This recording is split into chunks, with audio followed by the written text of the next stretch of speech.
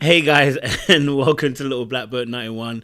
It's a bit of mad one still. Thank you for you guys' patience. I appreciate it. Listen, I am here discussing Ready to Love, and I am sitting down with Zadia. Listen, I know this is a favorite, on the show for being a villain. Okay, are you a villain? Yeah.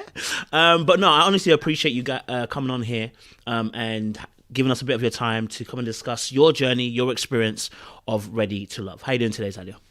I am doing well. It's been a busy day working with clients, but I'm here and I'm excited to get into this. Thank you for having me.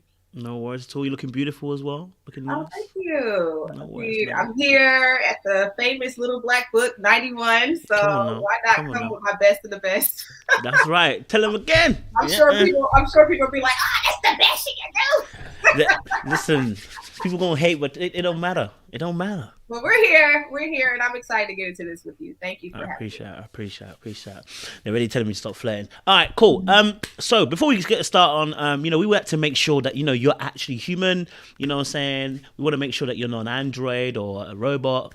In front of us. So I got some questions for human verification. So Zadia, we've got some interesting questions for you today. My first question is: one of these has got to go.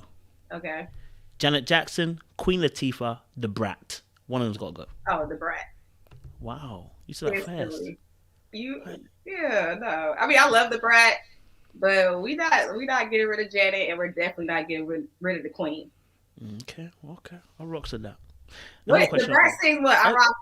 No, she don't even sing that song. What is? I can't really get to a brat song in hey, my head. if you meet the brat, that's your business. If you meet her and you got to explain how you let her go, I that's you. mean, You got. no, like she's so deaf. That's ATL. I'm here for it.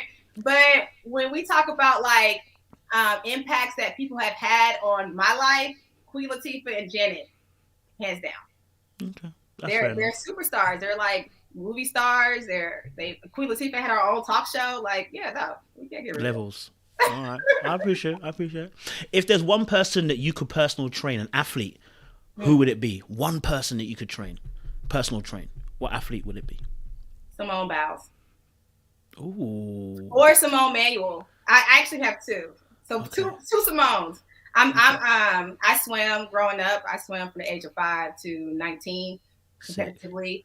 So Simone Manuel, like she has my heart because she was the first, like one of the one of the reasons why most Black women are probably learning how to swim today. Mm. So, yeah, I would definitely get in the water with her and just like see what we can do. But Simone Biles is a beast.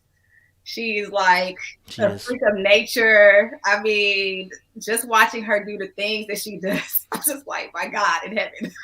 I'm not gonna lie to you. I appreciate Simone Biles. I'm not gonna lie to you. She's levels. Yeah, she Excellence. is. That's what I like to see from her. Excellence. Okay, cool. I like that.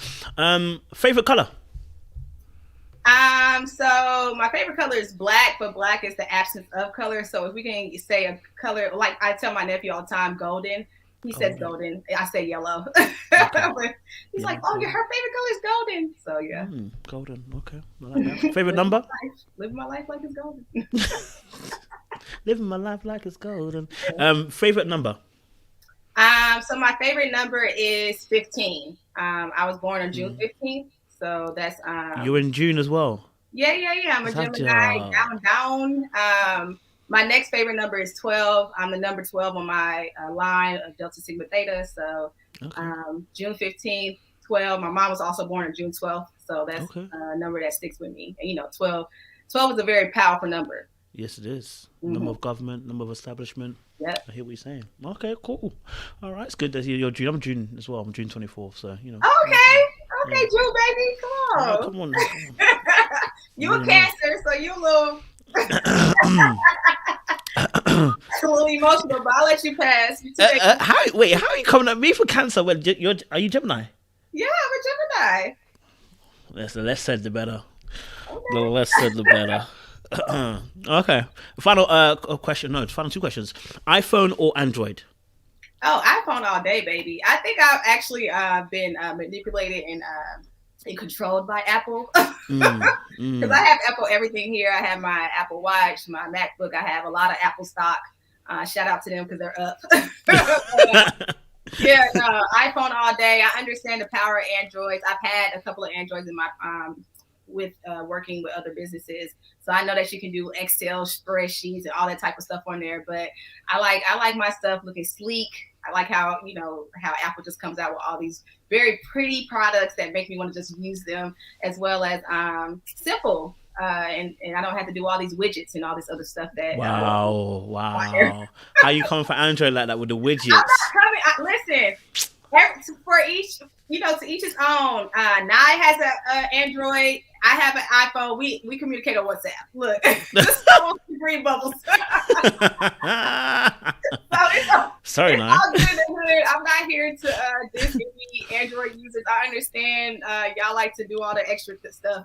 I'm pretty simple when it comes to things, and I just like Apple and just how they I'll give you that. Their products.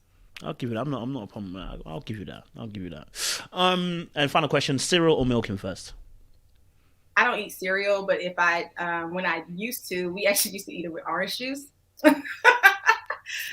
For me growing up, we didn't. I was vegan growing up, so we ate cornflakes with orange juice, and we would always pour the cornflakes first with the orange juice. But I don't eat cereal. I also would encourage people not to eat cereal, but that's a whole other conversation. I mean, why would you not be scarred if you're having orange juice with cereal? Well, no, it's just a processed food. It has a lot of different, preservatives in it, and when it comes to health, cereal is just not the way to go. But if you're trying to do some type of cereal, I would say leaning more into granola. And then if you're doing granola, then add orange juice. Granola first and then milk, because it's no point of it's almost like you're putting the cart before the horse. I don't know how much milk I need if I have, if I'm pouring the milk first and I don't have no cereal in there. I need to be able to see what's going on. But you ain't gonna worry about that because you're gonna be drinking orange juice. I sure right, because I don't eat either. I definitely gonna do milk.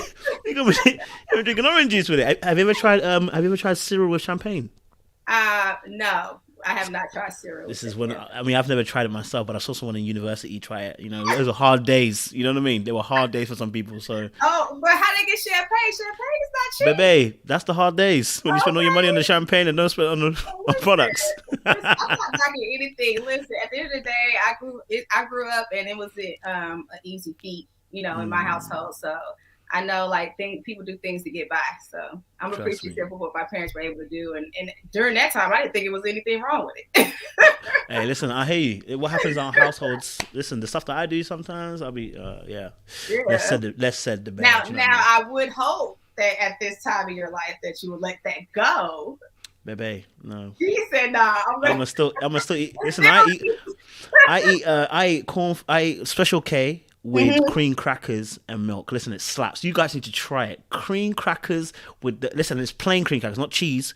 Plain cream crackers with the Special K with the milk, and I use evaporated milk as well with the sugar, blood with the water. Listen, it is vibes. You guys don't know. I see me and Culture were just talking a little bit behind the scenes, and I was telling him we're gonna have to get his diet together because I don't want to see him in the gym working so hard.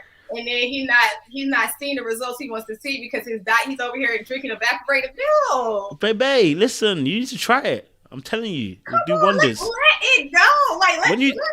That kind of food that you eat goes to your back. I'm telling you. Listen, that's the Ghanaian in me. You feel me? It stays on your back or it goes to your back? It goes to the back. Well, I think I have enough going to the back, so I don't need more. Yeah, you're right. You're fine. No worries. You're fine. So let me ask a question. Obviously, thank you. You are a human being. I think you've proved that very, very well. You know what I'm saying? It'd be a shame if you weren't. But I want to ask this question I asked everybody. Who is Zadia and what is Zadia's story? Well, I'm just a girl that grew up in Atlanta, Georgia. I was born in Rhode Island, and I'm a daughter of two immigrants. My mom is from Panama. My dad is from St. Croix. And both of my parents moved to New York. My mom moved to Brooklyn. My dad moved to the Bronx, and he actually still resides there. I guess I shouldn't tell too much of his business. He told me to act like I don't know him. What? Wait, what? Well, no, he got some stuff that he tried to get through. So we just that's okay. But no, yeah. So I am I am a product of 7 kids. Wow. I am the 5th So it was kind of like a Brady Bunch situation. My mom had 2 children from her first marriage. My dad had 2 kids from his first marriage. Then they got together. 8 years later, they had me. And then they had my younger sisters who were twins. So I have 4 sisters, 2 brothers. Growing up, I was in the arts. I played the violin. I played the flute. I danced. I also swam the entire time. If we didn't swim, we couldn't do anything in the house. So we were swimmers. Everybody in my family was swimmers. I then graduated, went to North Carolina A&T on a swimming scholarship. And I decided I didn't want to be an athlete anymore. So I transferred to University of Houston. And that's where I finished my undergrad career with a degree in exercise science. So I'm a girl's girl. I feel like, you know, at the end of the day, you put me in a situation, I'm going to blossom, or most situations. To be one of the ones that I guess it didn't go that well. My mom always talks about how, my mom and my dad both always talk about how they don't have to worry about me because at the end of the day, the type of person I am, I'm going to get things done. And they know that, you know, I have that perseverance in me. So yeah, like that's who I am. Currently, I own a personal training company called Get Me Fit Z, where I help women enjoy the process of building the body that they want to that they're wanting to achieve. And yeah, that's basically where all my attention goes right now. It's just like building this company. I just started activewear line, so I'm getting that off the ground, and all of my focus is just really on just improving other people's lives and making sure that they are able to move, you know, for the long run. They're able to move with quality and be functional. Okay. I love that. You spoke about obviously being one of 7. Yeah. Talk to us a bit more about that. What's that like being one of 7? Because, you know, you're like middle child. You know how like the middle child usually gets all the blame, you know? Well, was actually, that like the same for you? Being the middle child, kind of got left alone. What was happening, because I was the oldest of the second set of kids, because the age difference between my older sister, who's the youngest of the first set, and me is 8 years.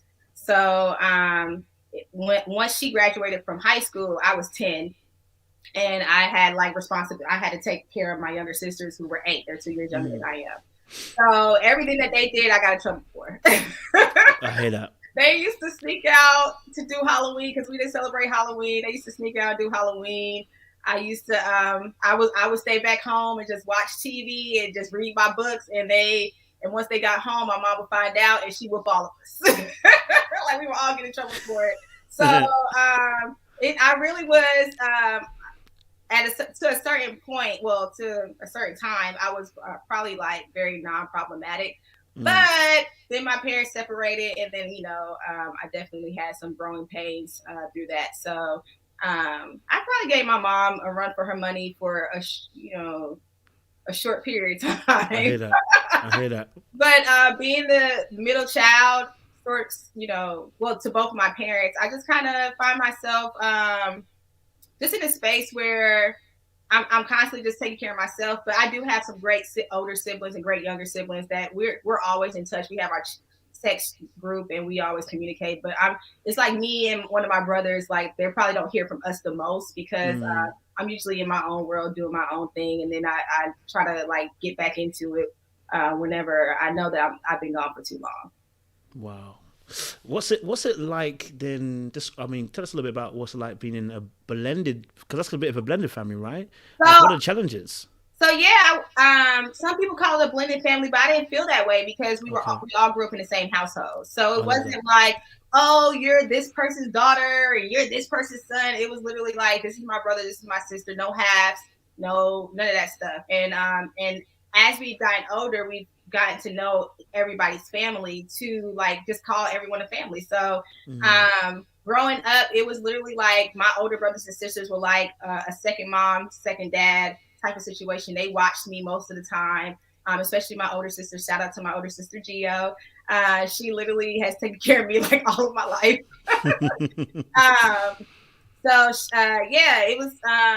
It wasn't blended in that way where it was like a clique against each other. It was literally like gang.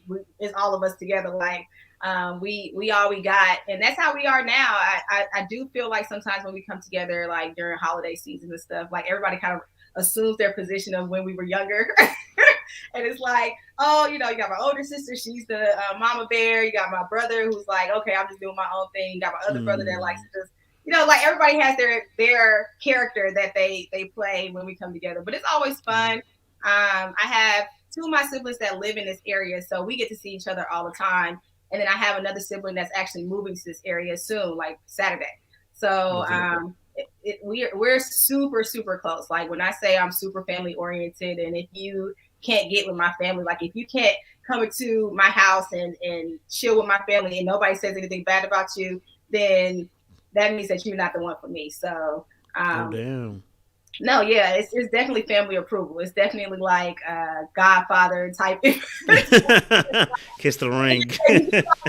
Like especially with my dad. Like if he tells me, I remember at my graduation from University of Houston, the guy I was dating at the time came and he like brought me all these gifts, and he was like, he's super sweet. And my dad met him, talked to him for a little while, and he was looking at me like, you're not serious about this guy. And I was like, what do you mean? I like him. He's like, nah, he's not the one for you. I'm like, leave it up to you. I'll be single for the rest of my life. My man, somebody has to be okay. Hey, that's how dads be, man. You know what I mean? Some are very overprotective. That's because they want the best for their daughters and stuff. So I get it. I do get that as well. I mean, for you then, okay. So I guess growing up in a household, 7 kids. You kind of touched on it a little bit. You said obviously when your parents split, what was that like for you? Like obviously when your parents did end up splitting, because it sounded like a really happy place at first, and then obviously when they split, it's a bit different. So how did you kind of react to that kind of situation at the time? Yeah, we didn't know what was going on. They did a very good job at like keeping everything that was happening between them very close. I still remember to this day, like that's a memory that's staying in my membrane of when my dad was telling me that he was leaving the house, and he was talking to me and my younger sisters, and we were on the couch, and literally I was just crying in his lap. So it's not one of those things that like I think that was a huge turning point for me. Yeah. Because all of my life I had seen like my parents together. We did everything together. Like we did the jazz festival. My dad used to run marathons. We would go out there and support him. My mom she was a homemaker, so she used to cook and like bake everything, like bake bread, bake everything for us, and everything was just always like our family just like tight. We one of the memories I have is we had 2 cars and we would leave a place together and we would race to get home. Like the different cars would race to get home and to see who would get there first. So like that stuff, I was like, oh man, like we're no longer gonna have that. Like I don't know how often I'm going to see my dad. My mom used to always call me a dad's girl, and and I have his face too. So like my mom's side of the family would always be like, she looks just like him. She looks just like him. So me and my dad have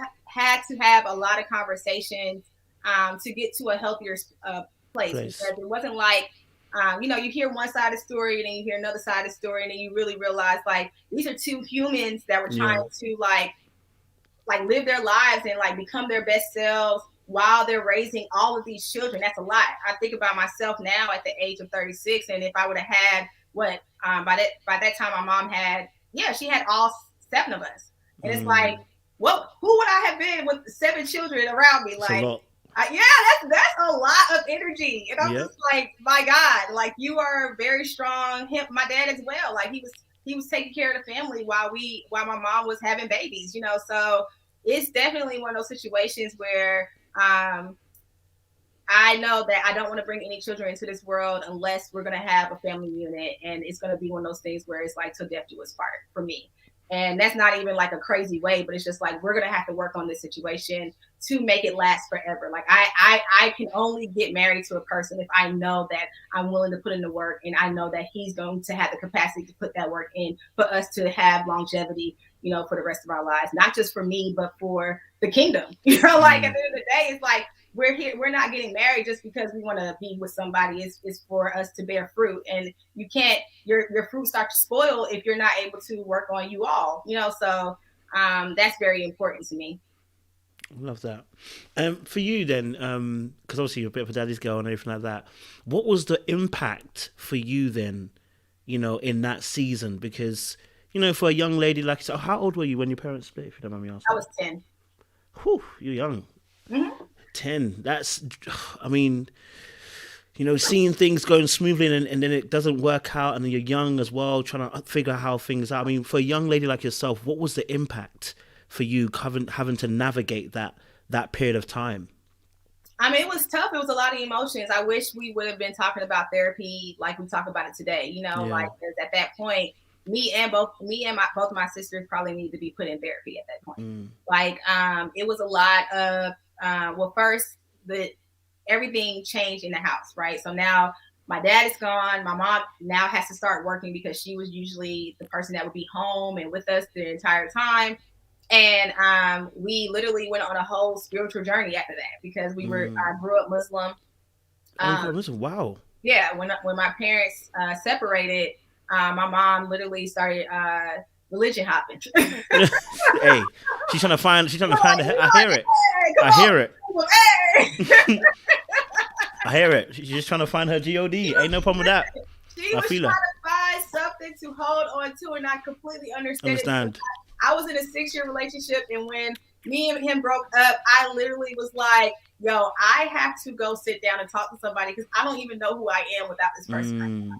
And her being in that long-term relationship and then having all these connections with him, I can totally understand like why she was like, yo, I need something to hit me and let me know I'm going to be okay. And it just, we were with her during that entire time. And I remember we started meditating. We started going to the Buddhism center, the Buddhist center, and we started meditating. And we joined this one organization called Baha'i. And we were like in a family unit with them. And we did a Catholic church at one point. And then we ended up attending Hillside Chapel and Truth Center, where we stayed there for the longest. And it was a non-denominational church. And she had us really active in that space. Like she was doing classes, we were doing classes, we were doing the youth ministry and all those things. So when I got to college, I was actually, I just called myself spiritual. Okay. And I didn't get saved and choose Christianity, or Christianity didn't choose me until I was like a senior in college. That was after I crossed Delta. So yeah, that's one of the things I always tell people is like, I'm very tolerant when it comes to all type of religions because I experienced it so much. And I understand that at the end of the day, like we're all grasping for something that we know, that we want to know as the truth. And, I hope that as a Christian, my witness is a testimony more than me being able to like say anything. But I understand that, a lot of people might not feel that way on this chat right now because of what was seen. And I get it. But all I can do at this point and going forward is just, be who I am and continue to be my authentic self and just learn and grow. I love that. I didn't know about because obviously the show doesn't give us that aspect. Yeah. In terms of what everybody's faith is particularly. I know I talked about it a lot. So that was one of the things they cut out. Yeah. Do you know what's really interesting that I noticed that you do as ads? You smile a lot. Yeah. And no, but not just smile. I mean, every situation you smile. Hold on, let me talk about it. I paid a lot of money to get my teeth. Okay, so I'm a smile. Okay, I'm a smile. Listen. I'm here for the smiling all day. Not, and oftentimes I just feel like sometimes these just need to be smiled at. Like at the end of the day, like what else am I supposed to say when something's like making me feel some kind of way? Like, no, I'm just gonna sit there and just be like, okay, this is interesting. Like, but I paid for my own braces at the age of 17. Okay. And I was in them things for 3 whole years. All right. One thing about me, I'm a smile. Like nothing wrong with that at all. I listen. I ain't got no problem with that. I'm just noticing that you smile even in really awkward moments. You no, yeah, I smile and laugh in awkward moments. It's just like what? Like that's literally this is the face. Like what's going on? Okay. Abort mission, SOS. Okay, all right. Oh, no, I'm hearing you. So talk to us a little bit about, okay, then, how would you describe your relationship with your parents then?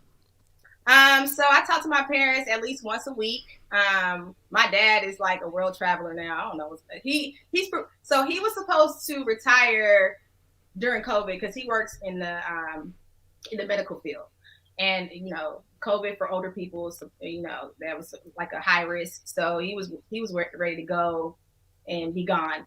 But he's still working. But every now and then, like, he just starts going off on his travel tangents. So I talk to him as much as I can whenever he's traveling and doing all those things. My mom, I talk to her, at least once a week. Like, I try to talk to all of my loved ones, especially the people that are getting older, because we never know when they're going to be gone. And I want to know that I did what I could to learn from them and to get to know them as more of a friend during the time that they're here. So knowing that I have a lot of friends that are losing their parents right now, I try to make sure I pick up the phone, text message, Instagram, whatever they want to communicate through. We try to communicate as much as possible. So, we're pretty close. Like, me and my mom had to work through a lot of things because I felt like she was having selective memory with some things. And at a certain point, I just had to say, I have to forgive her, regardless of what she feels, regardless of what I feel. It doesn't really matter. My dad as well. But me and my dad have been able to have very like long, detailed conversations to really like get emotions and feelings out. And for me to hear his side, me to tell him what I felt, and for us to meet in a middle ground and just realize, like, this is where we are, but this is who we want to be. But with my mom, sometimes that's a little hard. Trust me, I understand. Sometimes I wonder if it's because we're both Geminis, or if it's because she feels like she just did the best that she could, with what she had. And either way, it's like, I'm still her daughter. I oftentimes do stuff that she has done, and I'm like, I'm turning into that lady. Trust me, I do stuff like that. I'll turn into her. But we talked. She just sent me a text earlier today, and she was just like, I'm proud of you. And she was just telling me, like, how, I got to tune out all the hate and just move forward, like, continue to do what I've been doing. So she's a strong woman. I love her to death. It's interesting that you mentioned that, because I think, even I've said it on this live before, mom is, suffers with schizophrenia, and recovering from it and everything, and it's very difficult. But that's not the biggest issue. The biggest issue was that in the household, it was good, both my parents are still together and everything like that, but emotions weren't really discussed. Okay, yeah. It wasn't a household for emotions. And I'm asking myself the same question for yourself. Did you feel like it was a household for emotions to be shared, particularly for you? No, we didn't really discuss, and I talk about that all the time with my therapist, is how, like, being able to express how you felt wasn't really open in that household. Yeah. Because it's like, are you eating? Yes. Do you have a place to live? Yes. Are you getting from point A to point B without worrying about it? Yes. Yes. All right. Well, shut the hell up. That's it. That's not what they said, but it was just like, listen, we're busy raising 7 home kids, greedy little munchkins. Y'all better be like, at the end of the day, like, there's no room to really express yourself in that type of environment. And I always laugh because people are like, oh, I wish I had, all those brothers and sisters. And I'm like, girl, I wish I was the only child. Like, y'all could have had all of them. I love them, and I appreciate the fact that, like, now, especially, that we have our community and we're able to, like, really, like, lean onto each other. But growing up, like, it wasn't really like well, I feel that no, it was like, get over it, move on, or like, you didn't die today, so you're all right. Just swallow that. Yeah, like, you're still alive and you're still well. What's your love languages? So my love languages are quality time, and physical touch and gifts goes back and forth, but physical touch usually wins. Do you wish you had more time? Because you said something really interesting. I already knew you were going to say quality time, but I wanted to make sure. Because you mentioned something which is really interesting. You said you wish you almost, in a sense, and I know you didn't mean it literally be an only child, but Oh no, I love my I know you didn't mean it like that. I think what you're trying to allude to is the fact that, do you kind of wish there was more, you were given more attention? Because every child needs attention. So is that what you're kind of alluding to, in a sense of more care and attention towards you, so you don't have to be on your own so much? Yeah, I'm not alluding to that. I wish that was a thing. I have a couple of friends now that have like 3, 4 kids, and they make specific times and dates for each child. And my whole thing is like, even if you have the financial support to have a family like that, it's the emotional support that's necessary and needed. Yeah. So it's like, we were always grouped together, especially me and my younger sisters. It was always Zadia and the twins. It was never like people literally have walked up to me and be like, "Oh, you're one of the twins." I'm like, no. Not quite. Like older people, like they literally, I wouldn't say forget, but it's like they almost forget that I was like my own person. So yeah, no, definitely like I remember times where me and my dad would spend time together, and that was usually around like swimming. But as far as like me and my mom really having our one-on-one days and doing stuff, like I can't recall anything like that. Like it was always like. Yeah, it was always like a group. Like everybody had to do the same thing. Like I wanted to continue dancing, and she was like, my dad and my mom was like, no, everybody's swimming, because like they're transferring everybody to one place and then they're picking them up and taking them, home. So it was definitely a given. Like we were just one big old person, and everybody was being moved and shifted like that. Because even if you talk to some of my siblings, like my brother, he wanted to play basketball. He didn't play basketball because it was like, who's gonna pick you up from basketball? Like who's gonna pick you up from school? That, like what's going on? So it was just lack of resources and just a lack of time, because at the end of the day, if you're not rich and raising 7 kids, it's not going to be an easy feat, Yeah, that's a real reality that you've mentioned there. We spoke about it in this channel as well, the whole Nick Cannon thing. Just because you got money doesn't mean that you can make up for the emotional time that you need to spend with kids. Like kids need attention, kids need your time, and they need your love, and you can't buy that. You can't buy that off them. And once that time is gone, it's gone. Mm-hmm. But the good thing is, not saying they're bad, by the way. I was just saying obviously that you're talking about the constraints. And the funny part is I always say like they did the best they could, because they literally, I felt like they did the best that they could, and I always put myself in their shoes, especially in this day and age, because I am the age that they were when they had all their children. And it's like, yo, mentally, that's just a lot. Like, I'm still, to this day, finding new things about myself. Like, I'm still learning, how to navigate life and how to, make more money and how to interact with other people and just do all this. I'm still learning, like, a lot, about myself. And just thinking about them and my mom having kids from when she was 22, my dad, too, like, they weren't fully developed, like mentally. Yeah. So it's just like, yo, people were really just like getting it how they could. And I'm appreciative that, the way that they raised us allowed us to be very independent. Like I remember getting to school and a lot of people were like, I don't even know how to do that. Like, how do you know how to do this? How do you know how to do that? It's because, like I've been taking care of myself for a while now. Like, I don't need my mom to call Sprint. I don't need somebody to come up here to talk to a teacher. Like, we're going to have this conversation ourselves, because like they taught me how to be a very independent person, how to make things happen, how to make things shake, as I would always say, and be very confident in the decisions that I was making as I made them. So, yeah. I'm quite an independent person as well. All right, very independent person. Hey, come on, we need a support group in this bitch. We're gonna need it. We're gonna need it. I'm very independent as well. But, and I'm like yourself, I'm confident in the decisions I make and everything. I do like that. But I'm wondering, like, another aspect of it, and maybe it's just me, and you can say yes or no and expand or not.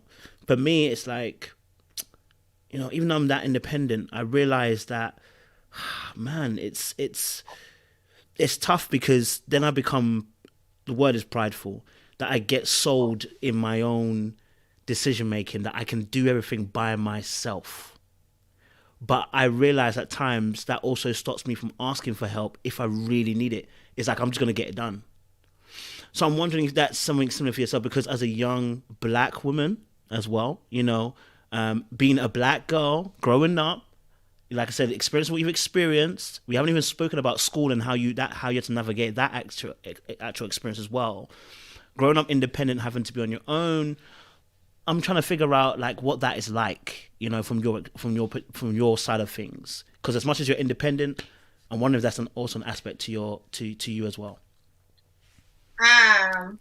Well, as much as I am independent, I had to learn how to be a team player. And being in different organizations at school really taught me how to do that. And then, of course, just having mentors and them letting me know, like, hey, you don't always have to do things by yourself. I had to learn that very quickly, very fast, especially when I was in my early 20s, because I couldn't do everything by myself.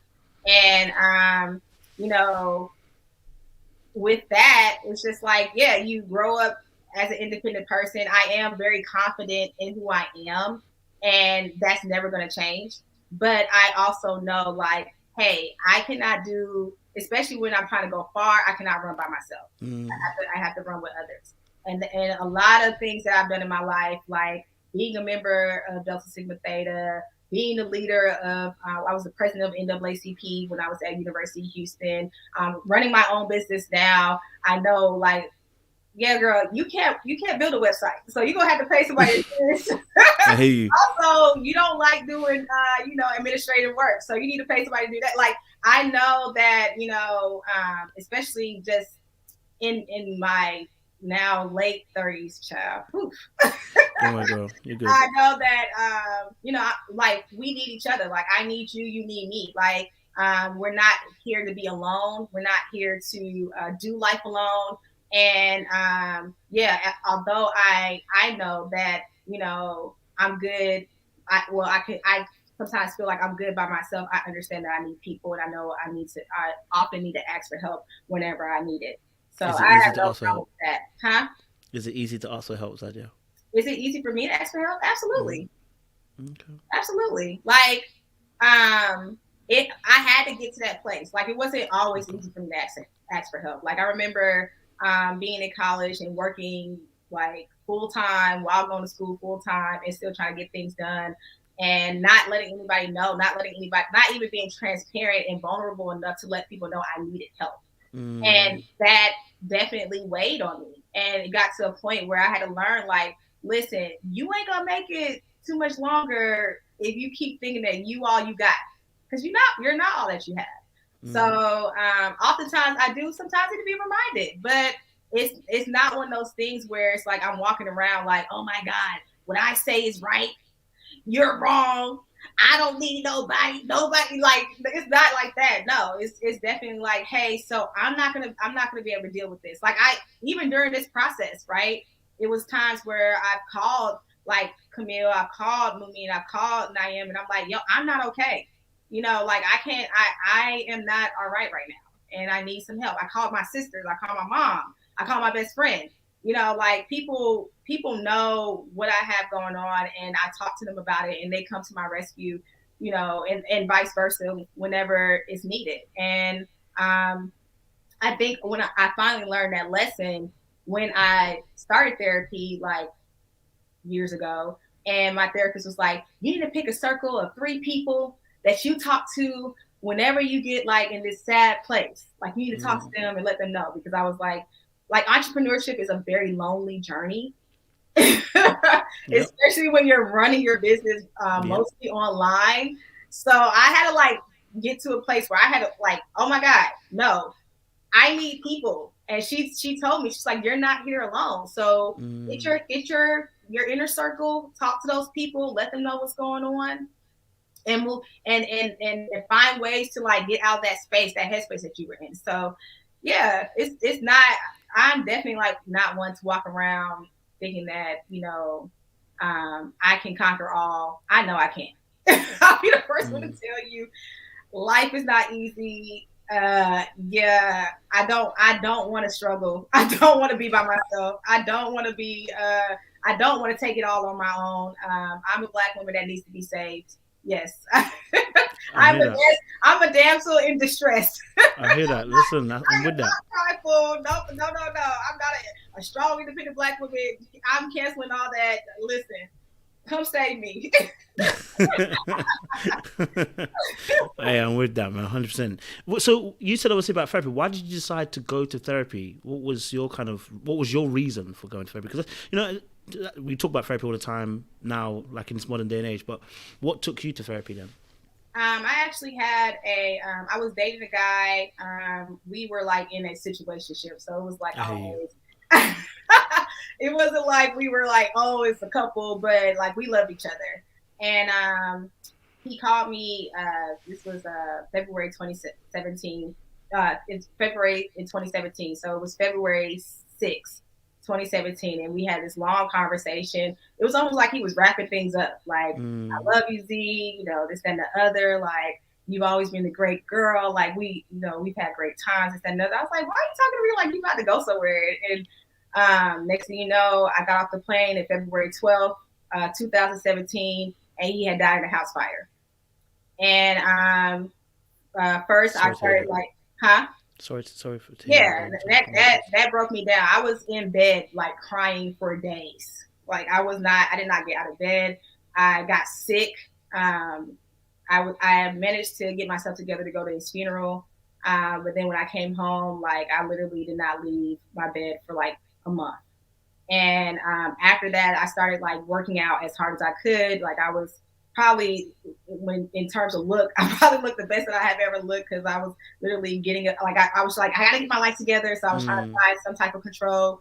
And that was the one thing that I can control. So even if you go to my Instagram page, you go down to 2017, you'll see like I'm like super bobblehead, like super small, clavicle all out. Trying to show them levels. Yeah. Like I was ready I was show ready. So, but the problem was, it's like I would cry a lot, and it would be like the randomest things, and I couldn't get to like a place of understanding like what was happening on my birthday. I literally turned my phone off and I cried the entire day. I cried the entire day, and that day, the next day I hit up my friend, and because she was going to therapy because she was going through a divorce, and I was like, I need your therapist number. I emailed it.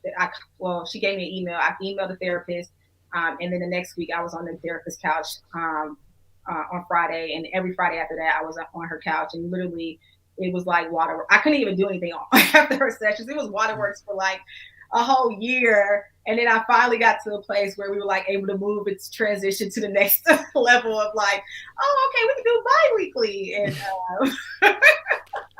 or I was even able to get there and not cry, right? So it was a lot. It was that really affected me. Right, like it greatly affected me. It was to a point where like I started looking at all my friends like, yo, I would tell them every day like I love you. Like I don't. I had to get to a place where, one, because I was very angry at God, I had to get to a place where I had to forgive myself for being angry, but then also, understand that I'm not supposed to understand, God's plan. And then I had to start moving into a posture of gratitude, where I was literally grateful for just the time that I would have with anybody, especially him, because we had a lot of good times together. So I had to get to that place where I was very, very grateful for just like the time that I had with him, because I didn't have to meet him. Like I, it was clearly a reason why he was in my life, and we didn't have to have that conversation, that last conversation that was able to like really give me closure, even though I didn't know it was closure. Like he told me a lot of things I didn't know that he felt. So it was just one of those type of situations where it was like, yo, girl, you're not going to be able to handle this by yourself, and this is not okay. So I was paying for therapy out of pocket. And I was on her couch every Friday. I would make sure that my schedule was clear. Like even my clients knew, like, yeah, we can't schedule nothing after a certain time on Friday because she ain't coming. So, I definitely, I encourage everybody to go. Like I encourage all of my friends that I talk to, because even when you don't know that you're dealing with stuff, you're dealing with something, or you're trying to avoid something. And it's always going to be a continuous process of growth and healing. And yeah, that's my story. Interesting. You're actually a very interesting person. I mean, you know, I'm not going to say I agree with you, but most people tell me that. I feel like on this show, and that, like, even from the beginning, a lot of things were making me sad about the show, because it was like, yo, like, I talked about a lot of stuff. Like, even in Tyrone Day, we talked about stuff where it was like, I was telling him about like how during the pandemic shut in, I was working on giving people more grace, because I had to learn that I had to give myself more grace, just like God gives me grace. And I'm one of those people, like, once you do something wrong to me, sometimes it's like, it's over. And I had to learn, like, hey girl, so you do stuff all the time. Like, you got to give yourself grace, and you have to start learning how to give other people grace. And not to be foolish in the grace, but to also understand, like, we're human. Everybody's human. So it was one answer that he was like, you know, what have you, like, what is something that you want to change, or something that you have learned about yourself or changing about yourself? And they said it like, they put in a part of the conversation where we were talking about ratchet and being clatchet and Bughetto. And I was like, that wasn't even that, like, damn. Like, I said a whole spiel that I guess wasn't interesting and wasn't gonna fit, you know, the character that they, you know, wanted to paint me out to be. So it was just like, I was like, okay, well, here we are. This is let me go ahead and buckle up, because this is about to be a long ride. Because if we're starting off here, then I don't know what's about to happen, child. It's about to be the worst of the worst, child. Like, ooh, child. So it was sad, because me and Tyrone had a very long and detailed conversation about, like, therapy. I didn't tell him this whole story, but I told him about how I had been going to therapy, and that I understand, like, you know, mental illness is real, because I suffer from my own. And it's like, you know, and I was talking to him about how, like, I wouldn't rule anybody out because they are openly talking about it, but it actually shows me how strong they are, because a lot of people feel like it's a weakness, and it's not.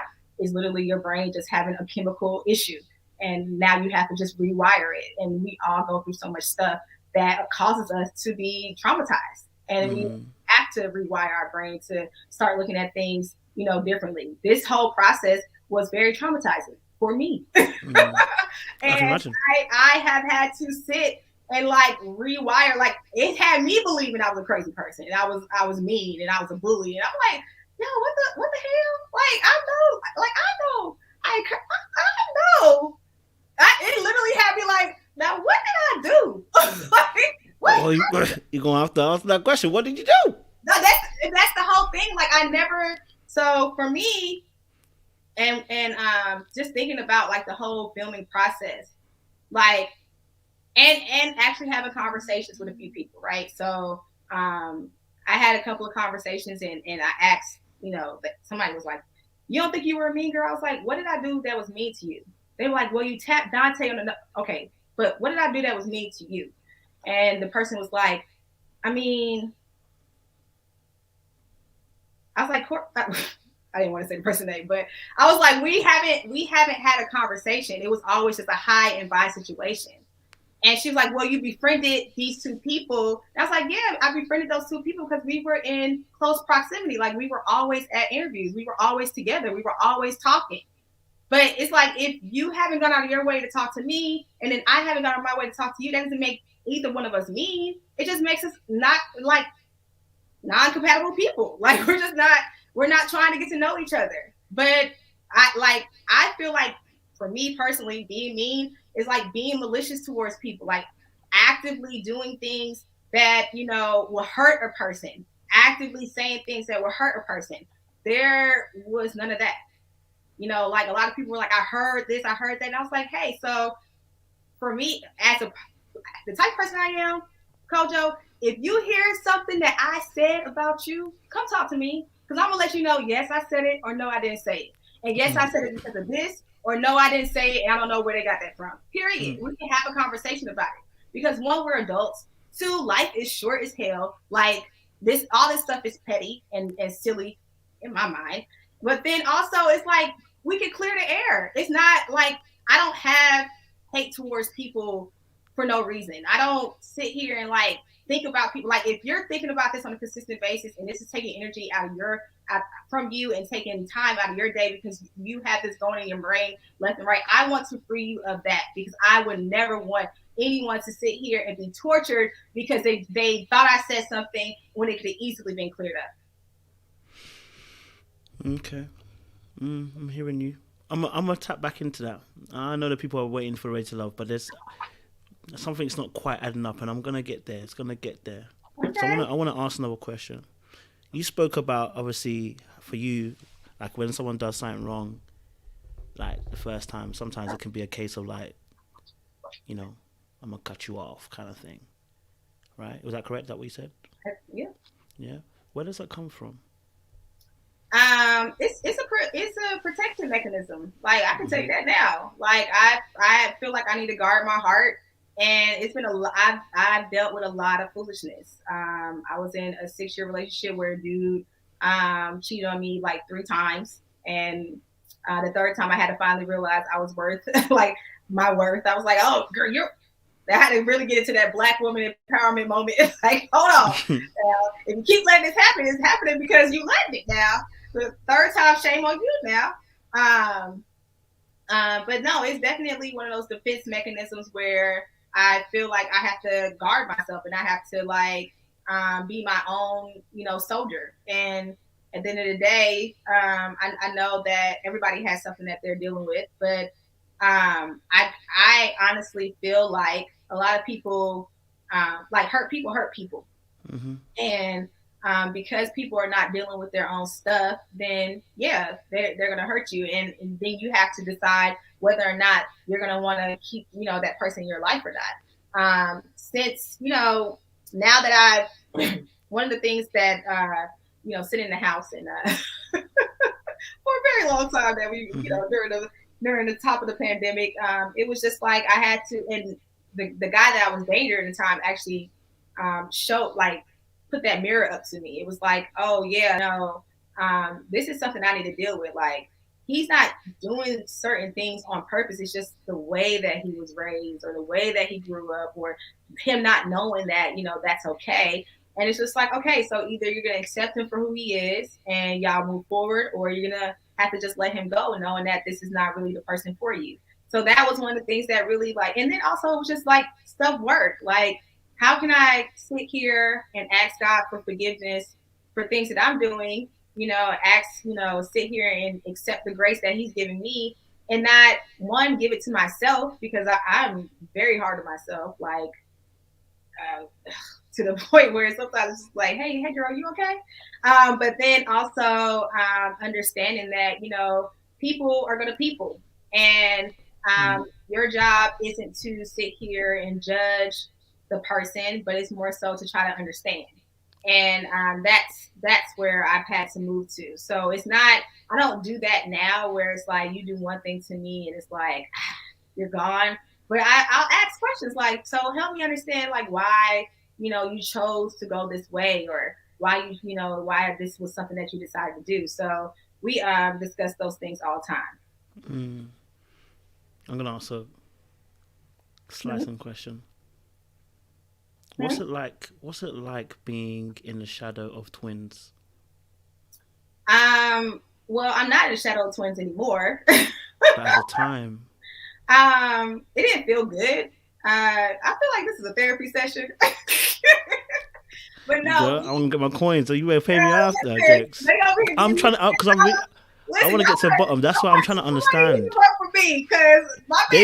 They want your blood, but I don't want that. I want to understand, Zada. Let me tell you what I want to understand, because what I'm getting from you right now, I almost want to say to you, Zada, I want you not to give me I feel like I'm getting the wall. I'm getting part of you, but I'm not getting all of you. No, you're good. I don't mean all of you, let's say like that, but I feel like I'm not getting... I'm not going to say authentic. I'm going to say you are protecting yourself even now. So I'm not getting beyond a certain point. The way you're giving me the answers, I know, I can feel it. I'm like, she's giving me really good answers, but I don't feel like the truth of those answers are fully in those answers. And it could just be me. It could just be me. I think it is just you, because it could just be me. I don't tell that story about the person that I don't tell that story about the person driving me to the person dying and that goes I know therapy all the time. So this is like one thing about me, and one I actually had this conversation with one of my with a person that DM'd me. So she came in like, why were you so mean to others? I was like, hold on, wait a minute, what's going on? So we had a conversation, and she was like, you may even need to cry. I was like, nah, I ain't gonna do that. And I don't know, like, one thing about me, and I can attest to this, I'm a crybaby. Like, we were watching In Kantu like the other day, and I literally was like, oh my God, the family is so beautiful. Like, tears were coming down my eyes, especially when it's about to be my period, child. You couldn't get, like, listen, the tears come, okay? But I don't feel like there's a need to do all of that when you're talking about stuff, especially things that you've healed from, right? So you're asking me about what did it feel like being in the shadow of my sisters? And I never really felt like I was in the shadow of my sisters. I just felt like, you know, we were always grouped together. And that's something that I have healed from. First thing first, we all have our separate lives. The twins went where they went. I went to University of Houston. I found my individuality. Like, that's really all that I can say about that. It's not like an ongoing thing now, right? We all have our own separate lives. I have a sister that's married. My younger sister, she's married with child. I have my other sister who has her whole comedian career going on. Like, she has a comedy career. She has her child. And then I have my life. We support each other how we need to be supported. We love each other how we need to be loved. There's no longer like, oh, we're not combined and grouped together anymore like that. So there's not something that I need to sit here and be like, oh my God, Coach, it's so hard, this, that, and other, because it's not. We're 3 individuals at this point. And I've talked to the people that I need to talk to about, you know, getting to that place mentally. I've healed from it. And that's why I don't know if you're wanting me to like sit here and feel sad about it or like cry about it, but that's why you're not getting that, because I have healed from that. Like, that has been conversations that have been had. Those have been like even me and the twins have talked about it. Like, we talk about things about our childhood all the time, because it was 3 kids being raised, and we all have our different perspectives. So it's like I'm trying to give you as much as I can. I didn't come on here defensive at all, even though I know that a lot of your viewers hate my guts. they do, but don't worry about. They're not. That's what I'm saying. Like, I can't even read the comments because there's so many going on. But we started off. We warmed up. We did our little icebreaker conversation behind the scenes, and we came on here.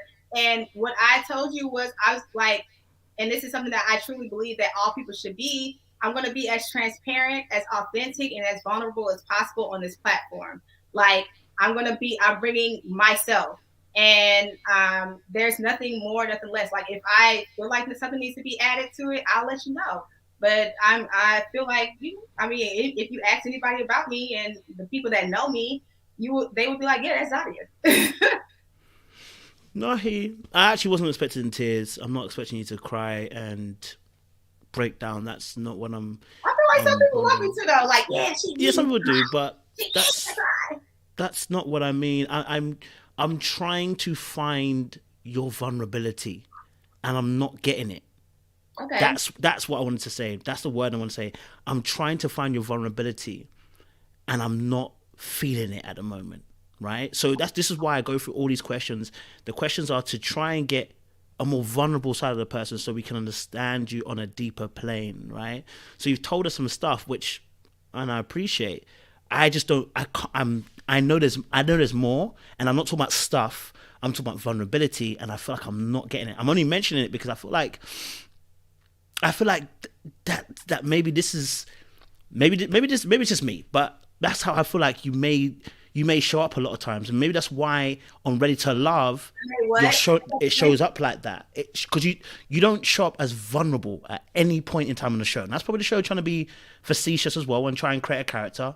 But I feel like we're also not getting that vulnerability here as well. Listen, I don't care about the audience. The audience here they'll destroy you and laugh at you, and they'll be done. After this interview, they don't care. Yeah. They don't care about people. Most of the people here are just here for tea. I don't care about that. What I care about is trying to get to understand of the person I'm seeing right in front of me, because I can go on and talk about the show and talk about the things that happen. We're going to get there.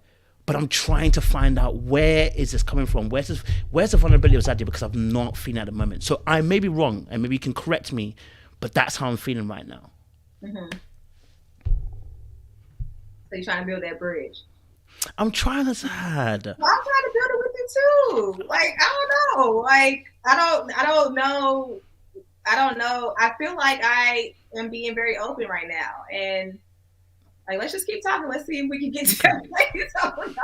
Right, we'll get there. Don't worry, we'll get there. Maybe it's a conversation for after. Maybe it's a conversation for after. Not falling down, and we can just build. We can get that good Brooklyn Bridge going. Come on. Maybe it's a conversation for after. Do you know what I mean? So maybe I'll tap into it after. But so let me ask you a question. Okay, so what was dating life like just before you went to Ready to Love? What was dating life like for you? So I actually just came out of a almost 2-year situationship. So the guy that I was dating, we had met in 2019. Okay. And we met in June, so we met like a week after my birthday, and we had a good time. We were going all the places, and then around October, I started feeling like he wasn't, like, it felt like I was a square and he was a circle, and he wasn't really touching those deeper parts of me, those corners that he kept missing. And I actually was going to end things with him then, but he, it was crazy. We had a conversation, and he was like, I got something to tell you. I was like, yeah, I got something to tell you too. And he was like, all right. He was like, who want to go first? I was like, I'll let you go first. So he was like, yeah, my mom is in the hospital and she's sick. They found her passed out in the backyard. And I was like, okay. He's like, what you got to tell me? I said, never mind, it's not that serious. I just let it go. But that was the day I was going to let him know, like, I don't think we should see each other anymore. So a week later, his mom passed away. And I couldn't leave him like that, especially after what I had experienced with my friend passing away. Mm-hmm. So I was just there to be his support system. And, I was like, okay, well, maybe I should just look at this from a different way. Like, maybe there's a reason why I'm here in his life. So let me just go ahead and just, see, what happens.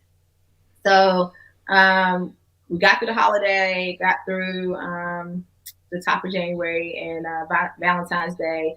But then in March, I was still feeling the same way. Like, it was just like, this is just not it. He's not the one. I can't do it. So we actually ended things at the top of March, and then the pandemic started.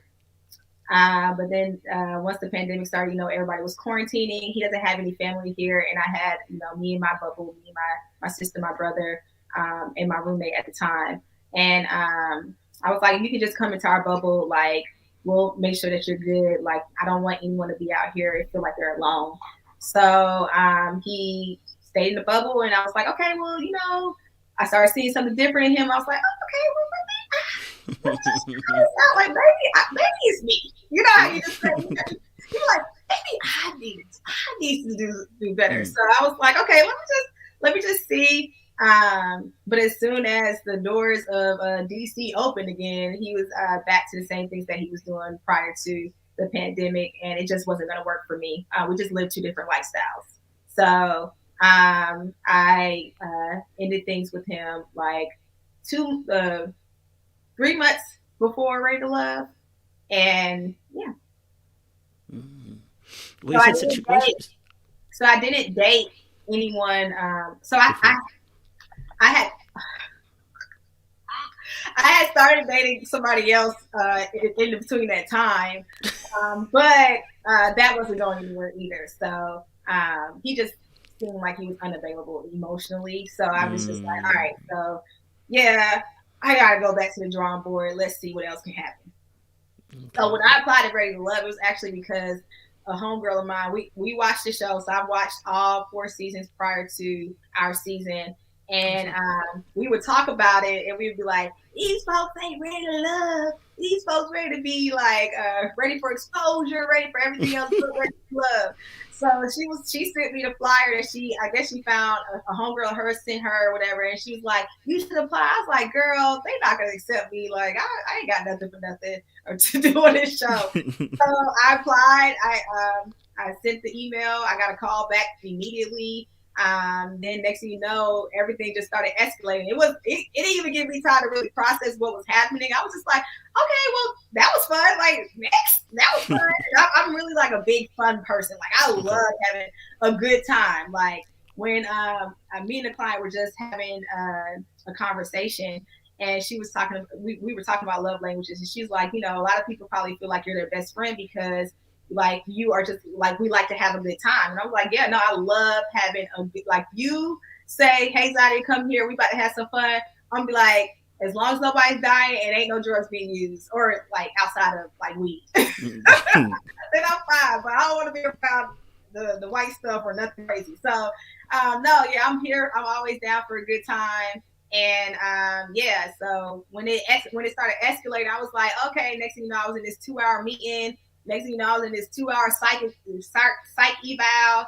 And I was like, yo, like, this is a lot. And then next thing you know, I got a call. And I was like, okay.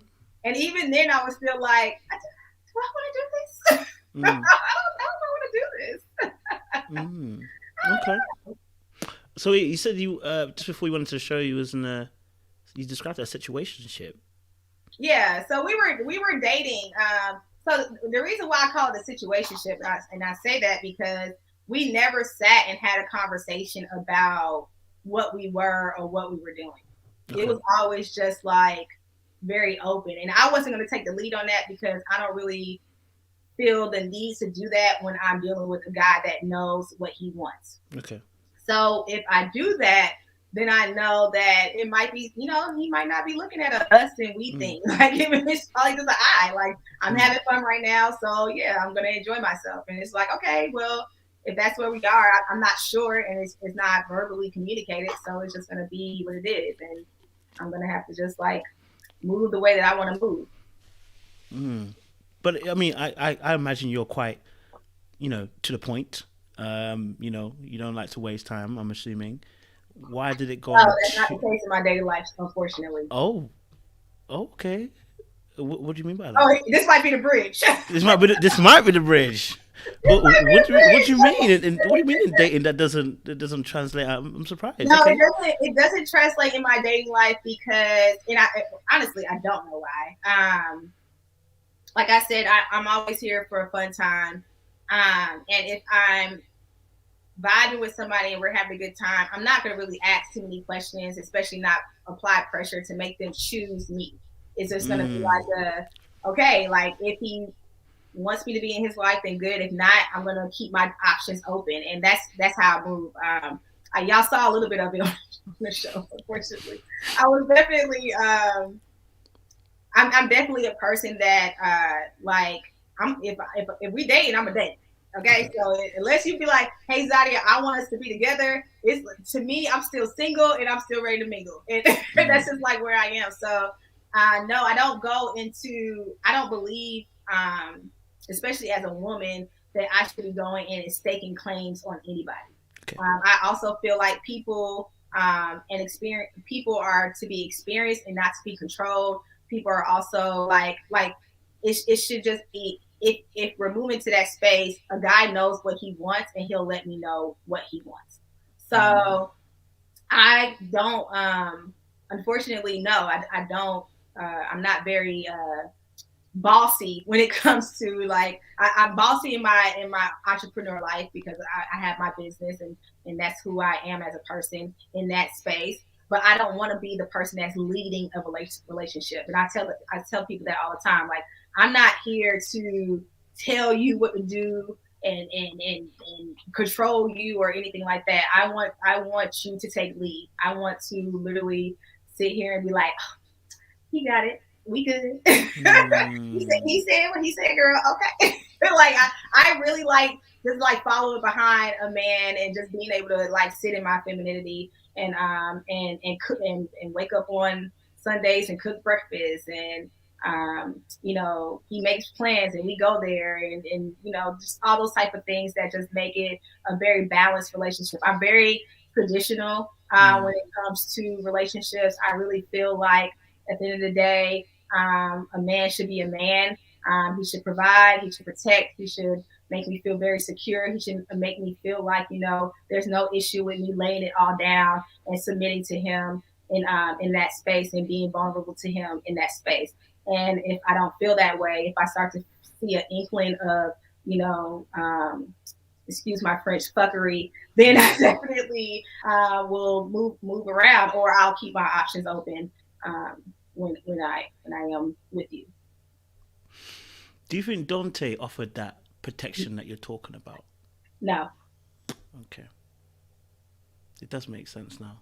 And what so this is the thing that happened. So for me, I don't, it don't take me long to know who I like, right? Okay. So the first night at the mansion, me and Naim like spent a lot of time together having a very, very long conversation. Like I think that man probably learned about my whole life. And so, well, he was like, no, who are you? Because I would talk about my family, but I like, my family is me. Like that's a part of me. That's a part of my life.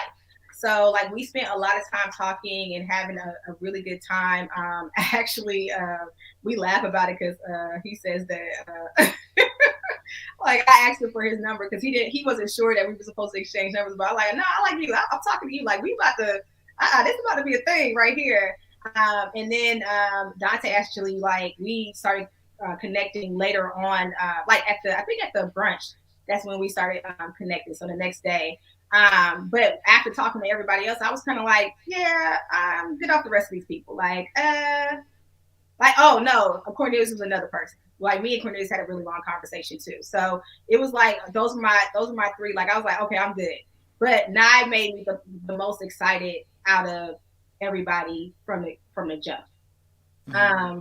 When I narrowed it down, when I started narrowing it down to the people that I really, really like, I made sure that we had that conversation, a conversation about expectations and about communication. Because I'm really big on being honest, being open. Like, if you about to make a left turn, please let me know. I don't want to be on the highway holding on tight, talking about we getting off now. Like it's just like, let's have that open communication. Let's let that information flow. So it won't be a situation, because I saw the messiness. I saw how it could be messy. I was like, all right, so we're here. I think it was at the first deliberation we walked into, and I was kind of like, yo, what the hell? What is this?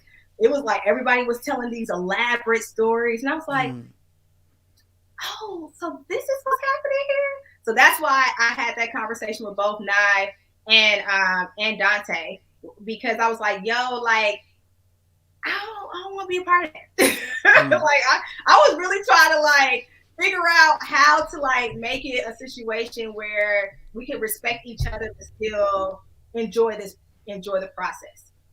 Mm-hmm. So it was very much so like let's communicate, let's talk about everything. Like if you feel some kind of way or don't like, you know, how I'm moving, and I don't like how you're moving, let's talk, like let's do this stuff. And I don't want it to be drama. I especially don't want it to be drama on camera, because that just, like, I knew that we were making TV, but I didn't feel like it was necessary for us to disrespect each other on camera.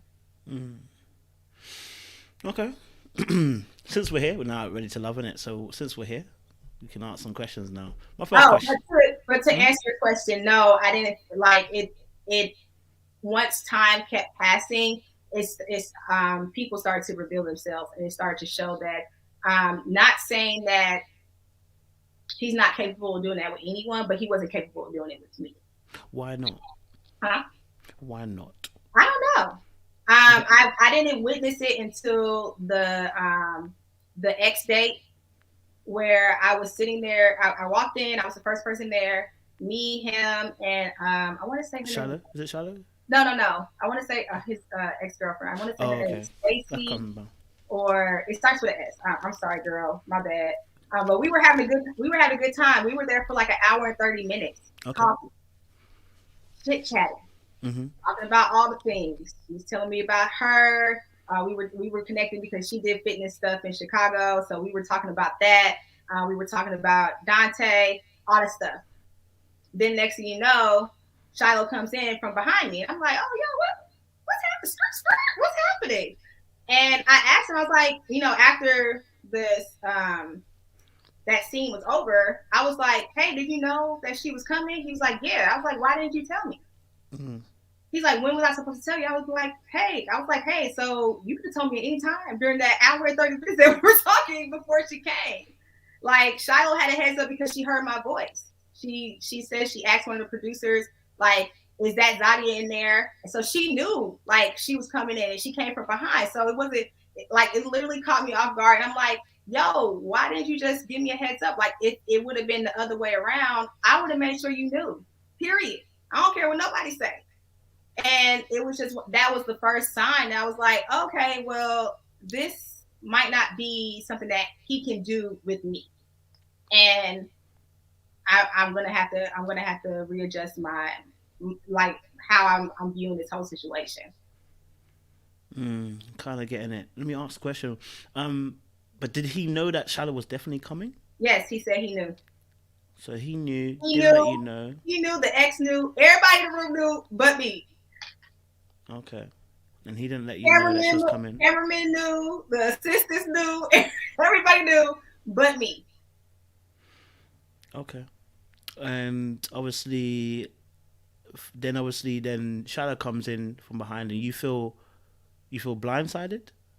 Well, I didn't feel blindsided. Well, I did feel blindsided. But then it was like like, if this is what we're doing, y'all, like, we're gonna have to eat, we got to drink, we're gonna have to run this situation up to a point where, like, I'm gonna be able to feel comfortable, because I'm no longer comfortable. I felt like it was games being played, and I felt like people were playing with my emotions, and I did not like that. I did not feel secure or protected in that space. So at one point, and I'm surprised it didn't show this, I was like staring at Dante, like, who are you? who are you? Is this somebody else? Like, what's happening? And I didn't like how that felt. And it was just one of those situations where it was like, okay, like, it took me a second to recalibrate, and I'm not gonna lie. And then once I did, I got back into it, and I was just like trying to really just dust it off and understand, like, hey, whatever, like, we're still here. Like, we're here now. So you just have to go with the flow. Okay, let's follow that along then. So you didn't feel protected by Dante. What else did you see that you felt like he wasn't protective of you?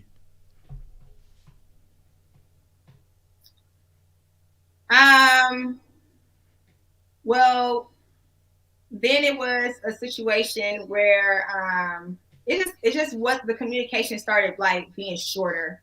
Like, it was just like, I would text, and he would say, like, respond weird. I'm like, okay. And then that happened, like, right. So that situation happened, like, right before we went to the retreat house. So that was like one of the main things that kind of, like, made me give him the side eye. And then it was also the response to that. It was like, what was I supposed to do? Like, I can't get in trouble. It was like that type of response. And it's like, if you care enough, like, about me, you wouldn't really care about getting in trouble. Like, you wouldn't be playing TV with me if you cared about me. And I was just telling him, like, at the end of the day, if this was you, or if this was Naim, and y'all were sitting at a table with me and somebody else, and we were having, because this was already a very anxious situation, right? Like, you're going in there with high anxiety because you don't know what this ex is about to do. You don't know what she's about to say.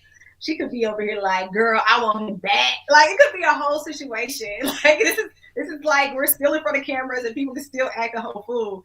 So, like, that's why once I got comfortable in that space, and then that happened, I was like, dang, like, it was literally an hour and 30 minutes of us chopping it up, like, talking this entire time. It's like, okay, it could have been slid in a certain kind of way. So when we were having a conversation about that, and it was still like it seemed like he didn't understand where I was coming from. That's when I started realizing, like, yeah, it's something about this that's not going to work for us. Also, it was a comment that he made about him and Camille's date, where he was like, "It's just TV. She has to understand that it's just TV." And I'm just like, "Are you doing just TV, or is it everybody?" Like, so what's happening around me? Because I'm like looking at this as, yeah, cameras are in front of us, but it's still real genuine connections and real genuine conversations and stuff like that. I thought it was real. But if you're like looking at this like, oh, when we get in front of cameras is one thing, behind the scenes is another thing, then fill me in on this and let me know. So it was just like stuff like that. And then when we got to like the night before the retreat, or driving up to the retreat, it just the vibe just felt off. You know how you just feel like, how y'all been vibing and everything been good. It just felt weird. And we met up at a hotel. So everybody met up at the hotel so the camera people and the sound people can put microphones in the car and everything like that. And while we were sitting there, it was just like, something has changed. Yeah. And I don't know what it is. And honestly, at this point, I was tired. I was like that the process was a lot. Every night I was definitely very much so into both of the guys, and I was up at night looking at the ceiling in a dark room, like, yo, like, who am I gonna choose? Because in real life, I would have just kept dating everybody. Like, you're not gonna tell me that I gotta pick somebody and leave with somebody. Like, I'm gonna date people until I feel like, or we had that conversation and it's like, okay, now I gotta choose, or whatever the case may be. But here it was like, no, like, this, that this retreat is gonna change everything. Like, everybody being together is gonna change everything. The feeling, like, you're gonna have to leave here and make a decision. And both Camille and Mumen can attest to this, because I was on the phone with them and I was crying, like, yo, I don't know what I'm going to do. I honestly don't want to go. I don't want to go. Like, I want to run from this as far as possible. I don't even know how I got into this mess in the first place. I was like mad at myself, but then like mad that I had to make a decision. It was just a lot of emotions. And when that, like, during that time, it was just a lot. So sorry. No. This is good. You're giving me something.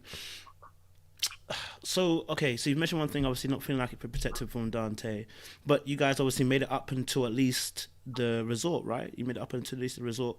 At that point, he was still a viable choice, right? Up until the resort? So I had I spent a lot of time with both Naim and Dante outside of the process, because what was happening was I went on 15 dates, y'all. 15 whole dates. 3 of them were like bubble dates, where after the deliberation, I would go and talk to the guys and tell them what the women said. They thought it was a date. I felt bad having to do that. I was like, oh, this is bad. Because I'd be sitting there like, like, we're talking now. And the next thing, you're like, well, I just wanted to let you know what the lady said. So it was that. But the other 12 dates wasn't with, like, 2 of them was with Dante. 1 of them was not, but it wasn't with the people that I wanted to go on dates with. So I kept asking for dates with the both of them. I was not granted the dates with the both of them. So I was like, all right, if we're gonna do this, then I'm gonna have to find out who they really are. So at the pool party was a time where me and Naim got really, really close. We had a lot of long conversations during that time. And then it was like after that, I don't know, they started, they sent me on like 2 dates with Dante, and me and Dante had very long conversations as well during those days. So it was like we spent a lot of time together. That's all I have to say. We spent a lot of time together, and it was I was in a position where I have two very great guys that I was interested in, and I didn't know which way to go. And I had to start like one of the things I said on the reunion was that Dante was a lot of fun, and he was, because we anytime I would say, hey, like I'm tired of this, I want to go bowling, or I'm tired, like let's do something. Like he would make reservations, we would go, and this was outside of cameras, right? And same with Naim. Like I'd be like, hey, like you want to go to my comedy show with me? He came. Like we were able to do stuff together, and they were both like just courting me, like outside of the process. So like, although y'all didn't see a lot on camera, it was very real feelings for me for both guys, and I just didn't know where I wanted to go in this process. It was just like, okay, do you go with person A who has shown you, like, hasn't asked you to make a choice, because that's one thing that me and Nye never did to me. He never asked me to make a choice. He never laid out all the things that he did for me to pick him. He never like backed me into a corner.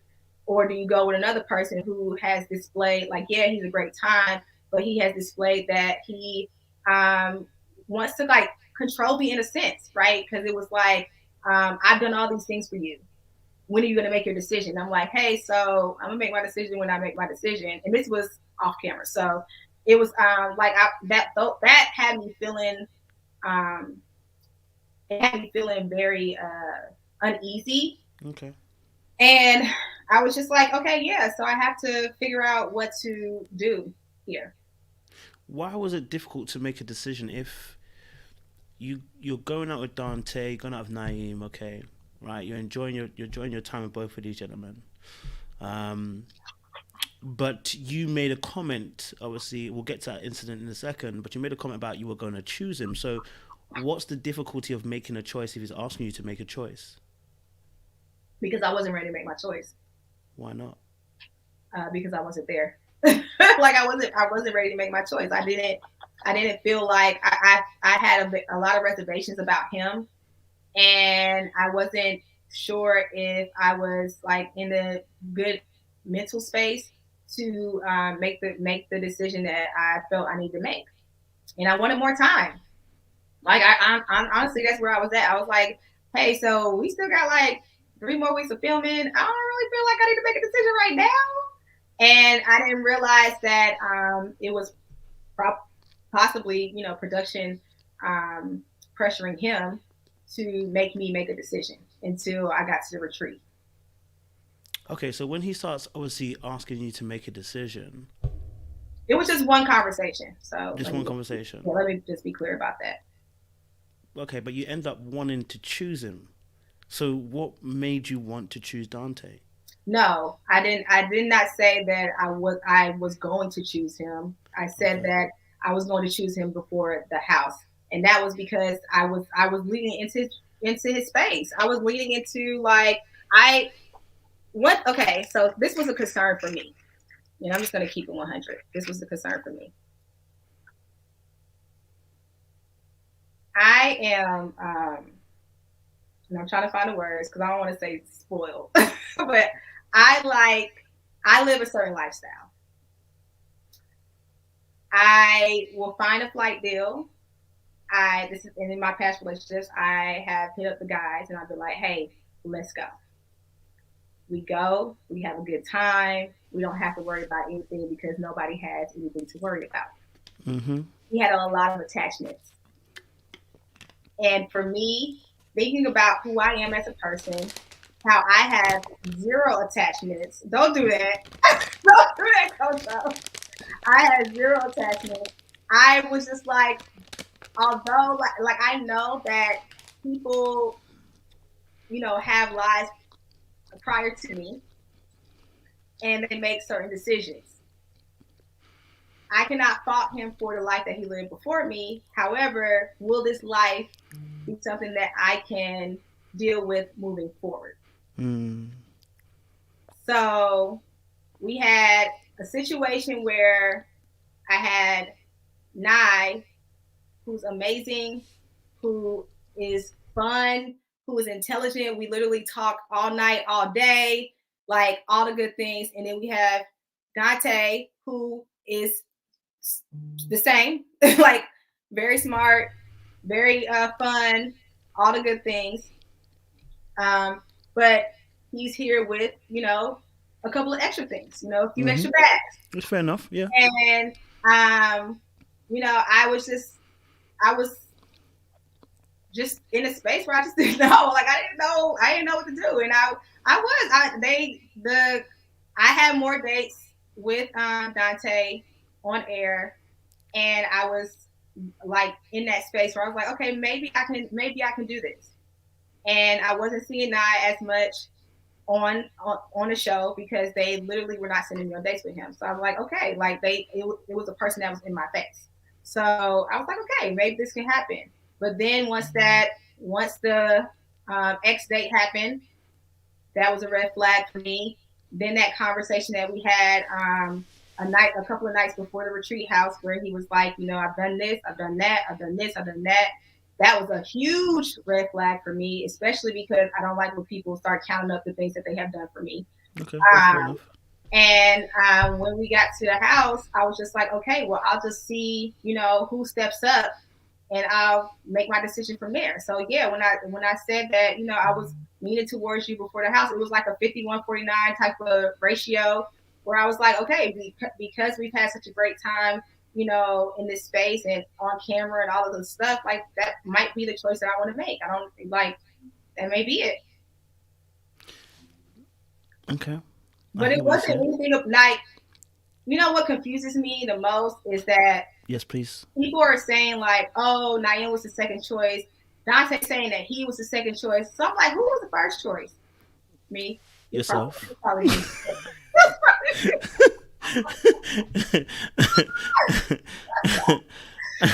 I literally had to deal with that for a long time, because I was like, so if you felt like you were playing second fiddle, and then everybody else is saying he was playing second fiddle, so who was the first fiddler? Yourself. But at the end of the day, let me tell you something about me, Kojo. It's always gonna be me first. Which is fine. I think everyone should have that vibe. I'm still trying to decipher, because once you say I was about to choose you, whether this is before the mansion or not, you said those words.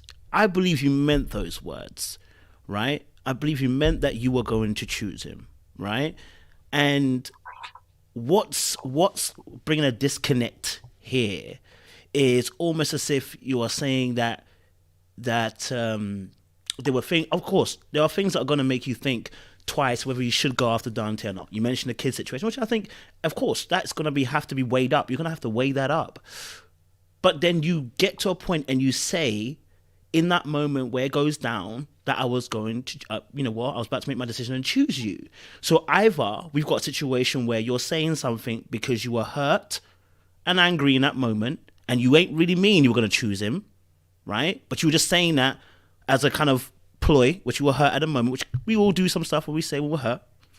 Or you really meant you were going to choose him first, right? Which means that the other person was, I don't want to say second, but that wasn't your initial choice.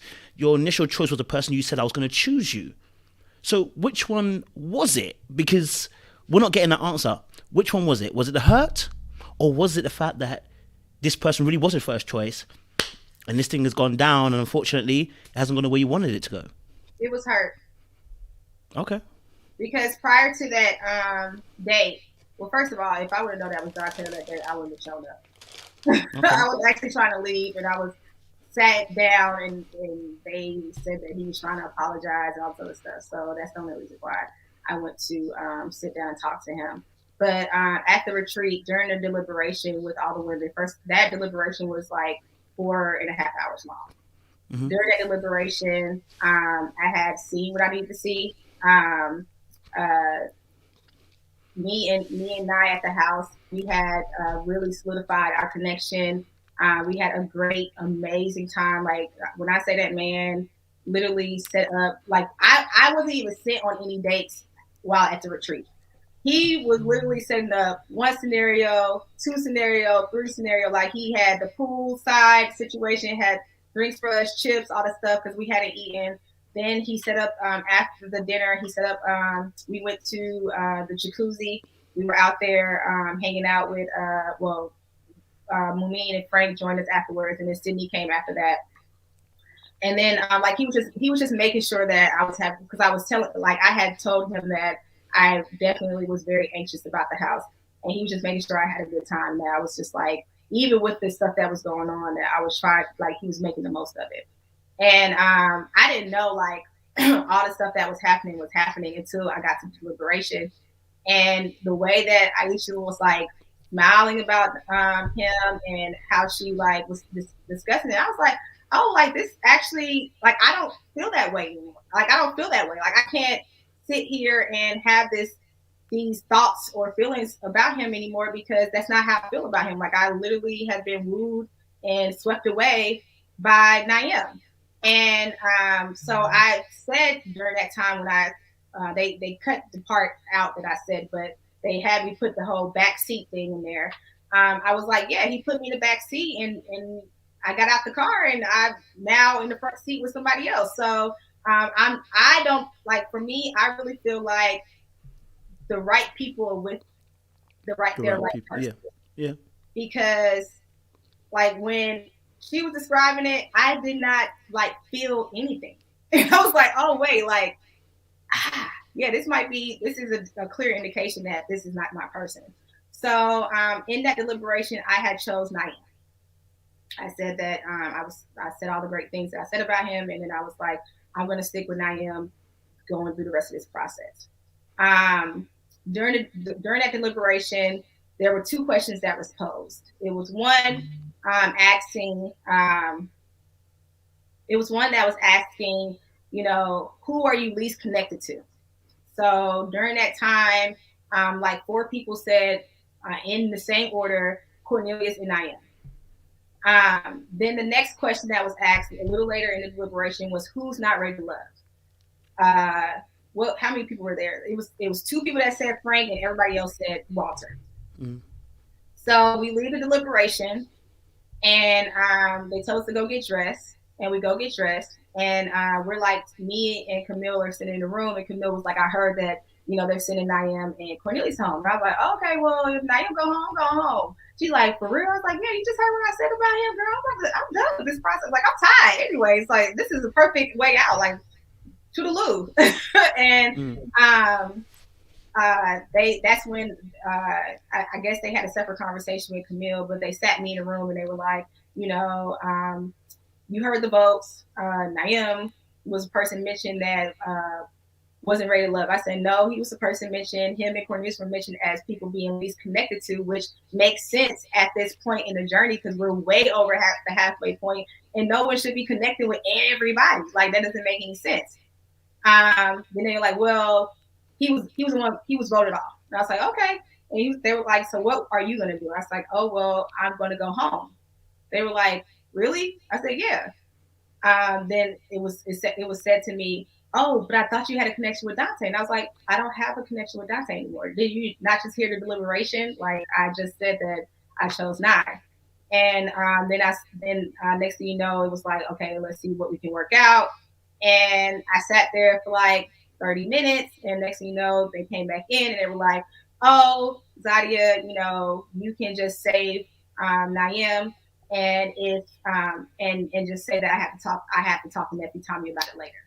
Mm. So that's what happened. Like during that date that me and Naim had at the end of the retreat with the charcuterie board with no cheese, he and no red wine. That was definitely a problem for me. I was hungry at the time because we hadn't eaten for real the whole trip. Like I was hungry the whole trip.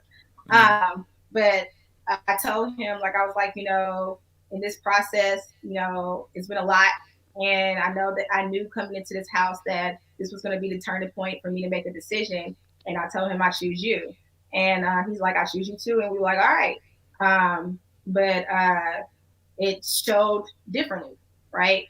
So But let's talk about it because people like to say that I lied. Sydney confirmed at the reunion when she said that's why you were voted off. Naim was definitely voted off. I agree. So the next thing I know when I got back to DC, because I definitely had text Dante because I was like, yo, I wanted to deliver the news myself. I didn't know who knew. I didn't know what was going on, but I was like, the least I can do because I was the main one that brought up the whole point of communicating. I can make sure that I let him know that, you know, that's where I went. Now, Wait, before we go on, are you saying that you had deliberations, you chose Nye chose you, and that's what then triggers the conversation where we see with you and Dante 1-to-1 where you kind of put them on notes? No, you're not saying that. So that's already happened. Yeah, so that had already happened, and I was texting. So then, okay, but if that's already happened, how do we get to, okay? Because the question the reason why I asked the question originally about you choosing Dante is because that happens before you are having this conversation about choosing Nye. No. Okay. So you're saying that conversation where you choose Nye and Nye chooses you, that happens before the Dante? That was at the retreat. It was during the bubble date that we had where we were sitting there. I was in the black, had the red lip.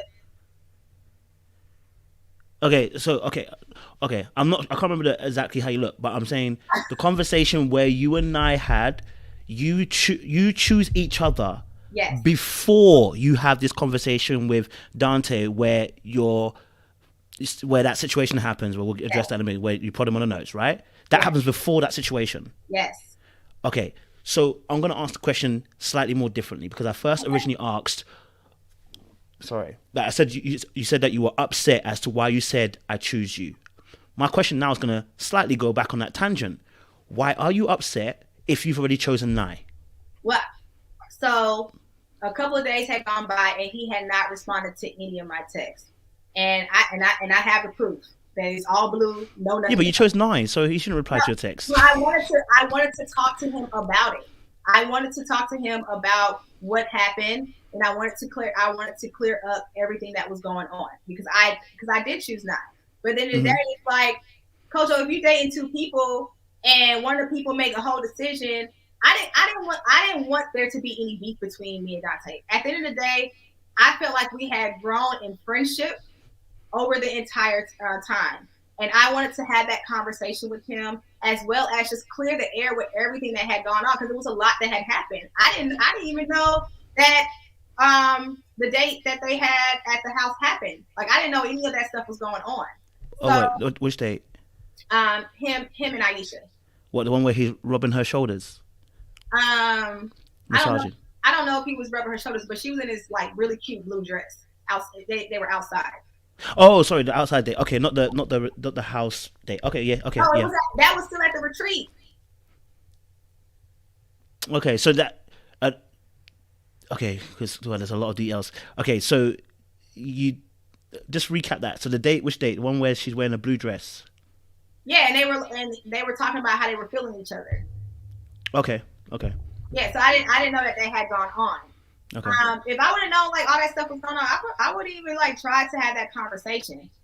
So I wanted to clear the air, and I'm just giving the guy honest truth. Like it wasn't any closure in that space, and I was trying to find closure in that space, and he wasn't responding to any of my text messages or any of my calls. Yeah. So when I got to the date and I found out it was him, I sent him a message. I was like, hey, I do not want to handle this on camera. I want us to talk about this before we get on camera so we can clear the air and then have a civil conversation on camera. Because I was like trying to figure out like, okay, so now all of a sudden you're not answering any phone calls or text messages. What's up with that? That's real lame. Mm-hmm.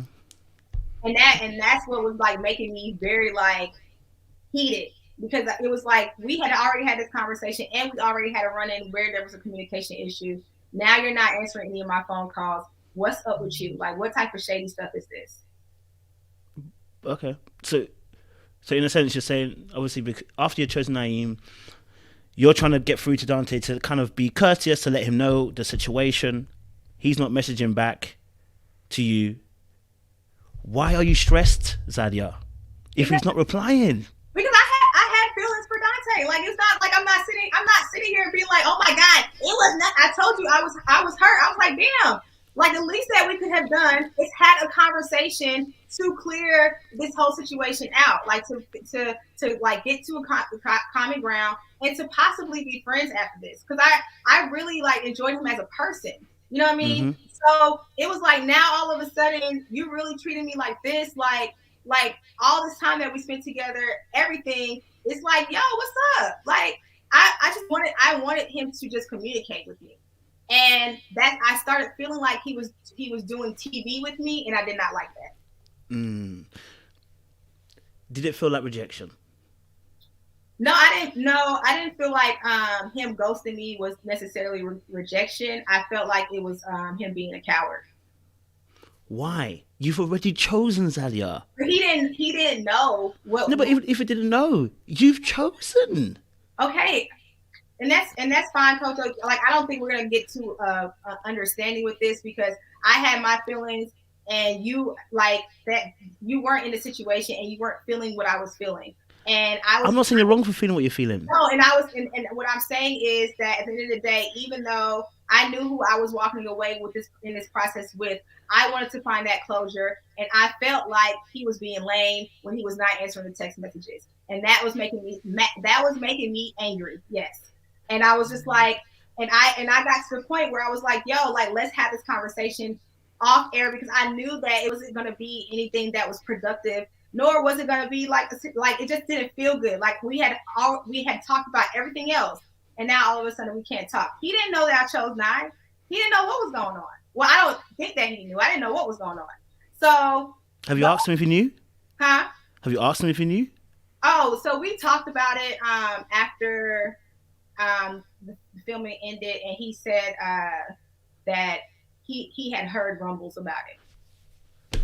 So what do you want the brother to do, Zadia? He's heard rumbles about it. Why am I listen? If you've chosen someone, what I'm saying is this is me finding this out afterwards. I'm just talking about, like, in the moment. I didn't know, there was no communication. This was literally a situation where it was miscommunication, like, legit. It was literally just miscommunication. Oh, sorry. Yeah, it's cool. You're good. Okay, sorry. It's people calling me. That's right.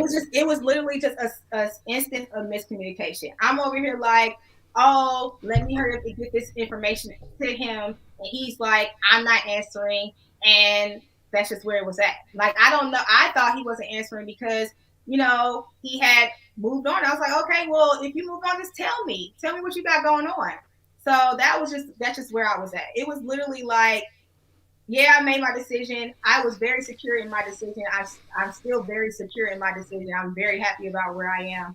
But at the end of the day, it was like, still, this was a very sharp left. It was a very hasty situation, and it was a lot of feelings involved across the board for me. I don't know about anybody else. And what I wanted to do was find closure in that space, even though I was moving into another space. That's just where I was at. And what's the closure for? I'm being jealous now. It's for my well-being. It's for my. What is the Zadia? What is the closure for, Zadia? Listen. Everybody else, but I want closure. I know that you're not always going to get it, but in this space, I knew that I knew that I could get it. You're not going to always get closure. I've had, I never had anybody else. Well, I've had situations happen where, like, things that happened between me and a guy, and I never got that apology that I wanted, right? And I just had to find, I had to just accept the fact that I wasn't going to get an apology ever. But this wasn't one of those situations. We still had more filming to do. We still were going to be in the same rooms together. It was literally like, yo, I want to respect you. I want you to respect me. And I want us to be able to get through this situation without any hard feelings. That's honestly where I was at. I genuinely believe that. I'm just trying to figure out why there needs to be. So deep this year, you've chosen someone, right? I just want you to maybe look at this from a different perspective. You've chosen someone. You then message the person to say, hey, I probably want to talk or whatever, just catch up, maybe even have closure, right? Person doesn't reply back. I didn't. You didn't say anything. You didn't send that kind of message. I guess you just said you just. I was like, we need to talk. We need to talk. Okay, we need to talk. The person doesn't reply to we need to talk. But you've already moved on. You made an active decision to choose someone else. Yeah. And the person's chosen you. To then find yourself in a place where you get annoyed at the fact that the other person is not replying to your message. That's why I'm saying to you there's a blind spot. I don't know if you're seeing the blind spot here. You're totally entitled to wanna have the closure. I'm not talking about that. I'm talking about the feelings that you're having. I think there's a blind spot there for you, Zadia, because... No, I don't think there's a blind spot. I know what, Kojo, I know what feelings I had. They were Yes, you have feelings. They were, like, if it was the other way around and Nye had done the same thing, I probably would have responded the same way, because I had very strong feelings for both of these guys. Like, seriously. Like, I know people are like, how? And this is a short amount of time, that this and the other. No, like, I had serious, I will never sit here and be like, yeah, Dante was just whatever. I had feelings for Dante. I also had feelings for Nye. They differed in a lot of different ways. Like, that's just where it was at. So I know what you're saying, Kojo. Like, you didn't have to respond like that. I could have literally just sat down with him and I ran this scene through my head 5,000 times plus, I'm sure. And I literally was like, yo, this could have been handled completely differently. It could have been, he says what he says, and I say what I say, and we move on. Everybody respect each other, and just, that's it. But I was very much so upset because I was like, I thought that we were better than this. And he showed me that we weren't. And that definitely hurt my feelings. My feelings were hurt. So I reacted the way that I did. It was not right at all. And usually, like, seriously, if a person, I don't go on a date with a person after I don't talk to them for a long period of time. Okay. Like, let's talk about real life situations. Mm-hmm. If you were talking to me and then I like, we're talking every day for weeks and weeks on end, and then next thing you know, 3 days go by, you don't hear from me, but you've been calling me back to back to back, and I don't answer the phone. And then next thing you know, somebody, like, I'm over here, like, somebody say, oh, go meet up with Zadia. You're not going to go meet up with me. Mm.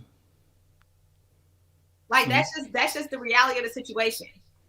Like, in real life, I would have never saw Dante again. In real life. There's nothing else to talk about after that.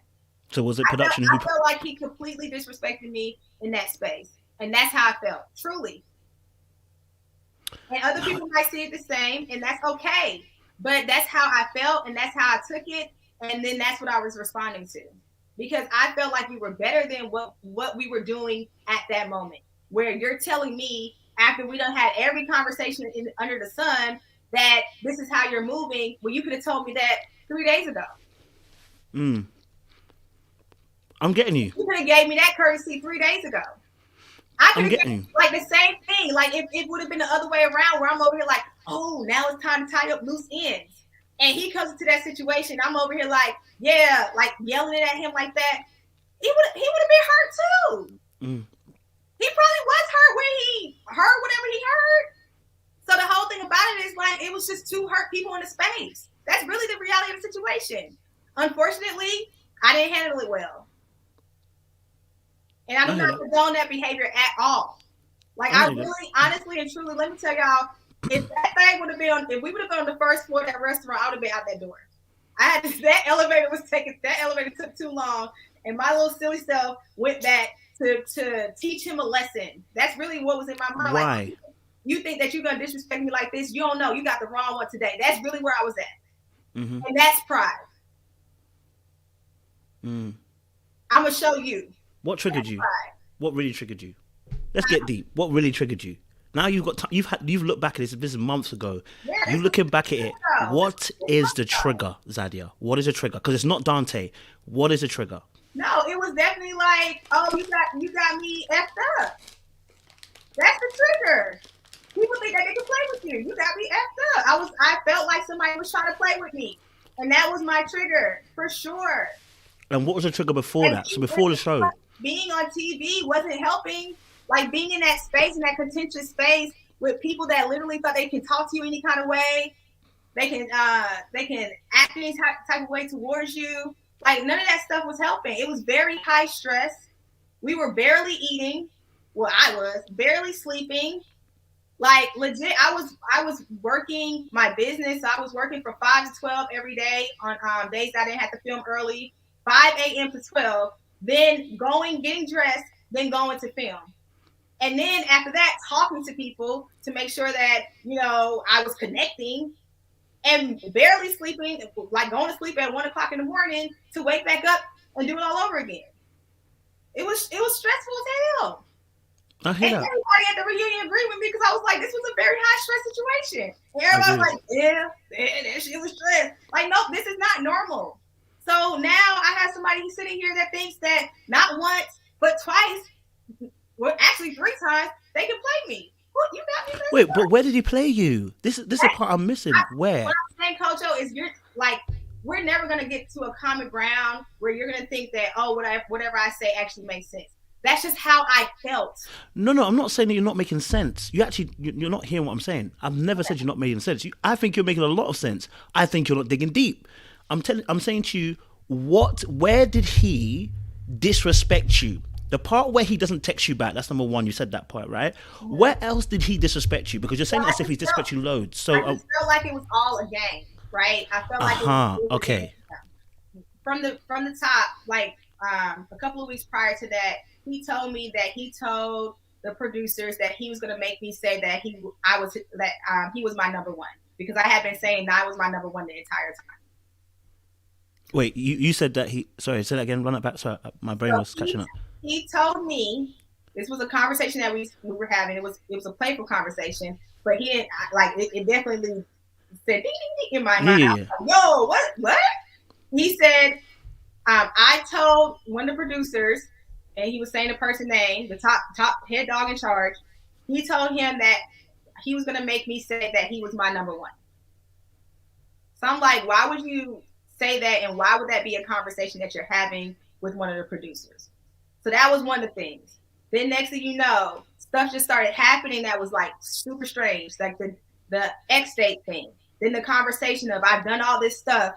It was like everything was just happening in this time period. I'm like, yo, all this stuff these are not coincidences. You know what I mean? Like, stuff is starting to look real strange. And when we had that conversation where he asked me to basically what do you want to do? Like, who are you gonna move with? And I didn't give him the answer. That's when he started really not answering as much, not being as communicative. So when I got to the house, and honestly, Kojo, and I hate to say it like this, the only people that were naming Nate every deliberation was me and Shiloh. It was even one deliberation where my own friends that we talked about all this stuff. They put him in their bottom, and I'm over here like, my God, no, how y'all gonna do that? But it was everybody was playing the game for themselves. So it was that I felt like he me and Shiloh was giving him life in this space. Nobody else was checking for you like that. And I was also giving him a chance, a person that I would probably on a regular day not. That's why I was feeling like I was getting played. Like, yo, what is this about? Like, not saying that he's not a great guy, but it's just like I said before, we are on 2 different playing. I get it.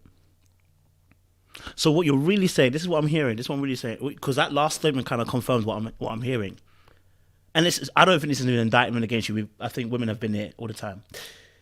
You gave somebody play that wasn't usually going to give you play. Right? No. And when I say that's a lesson that I'm taking away from this, don't ever, not even when I say standards, just if you have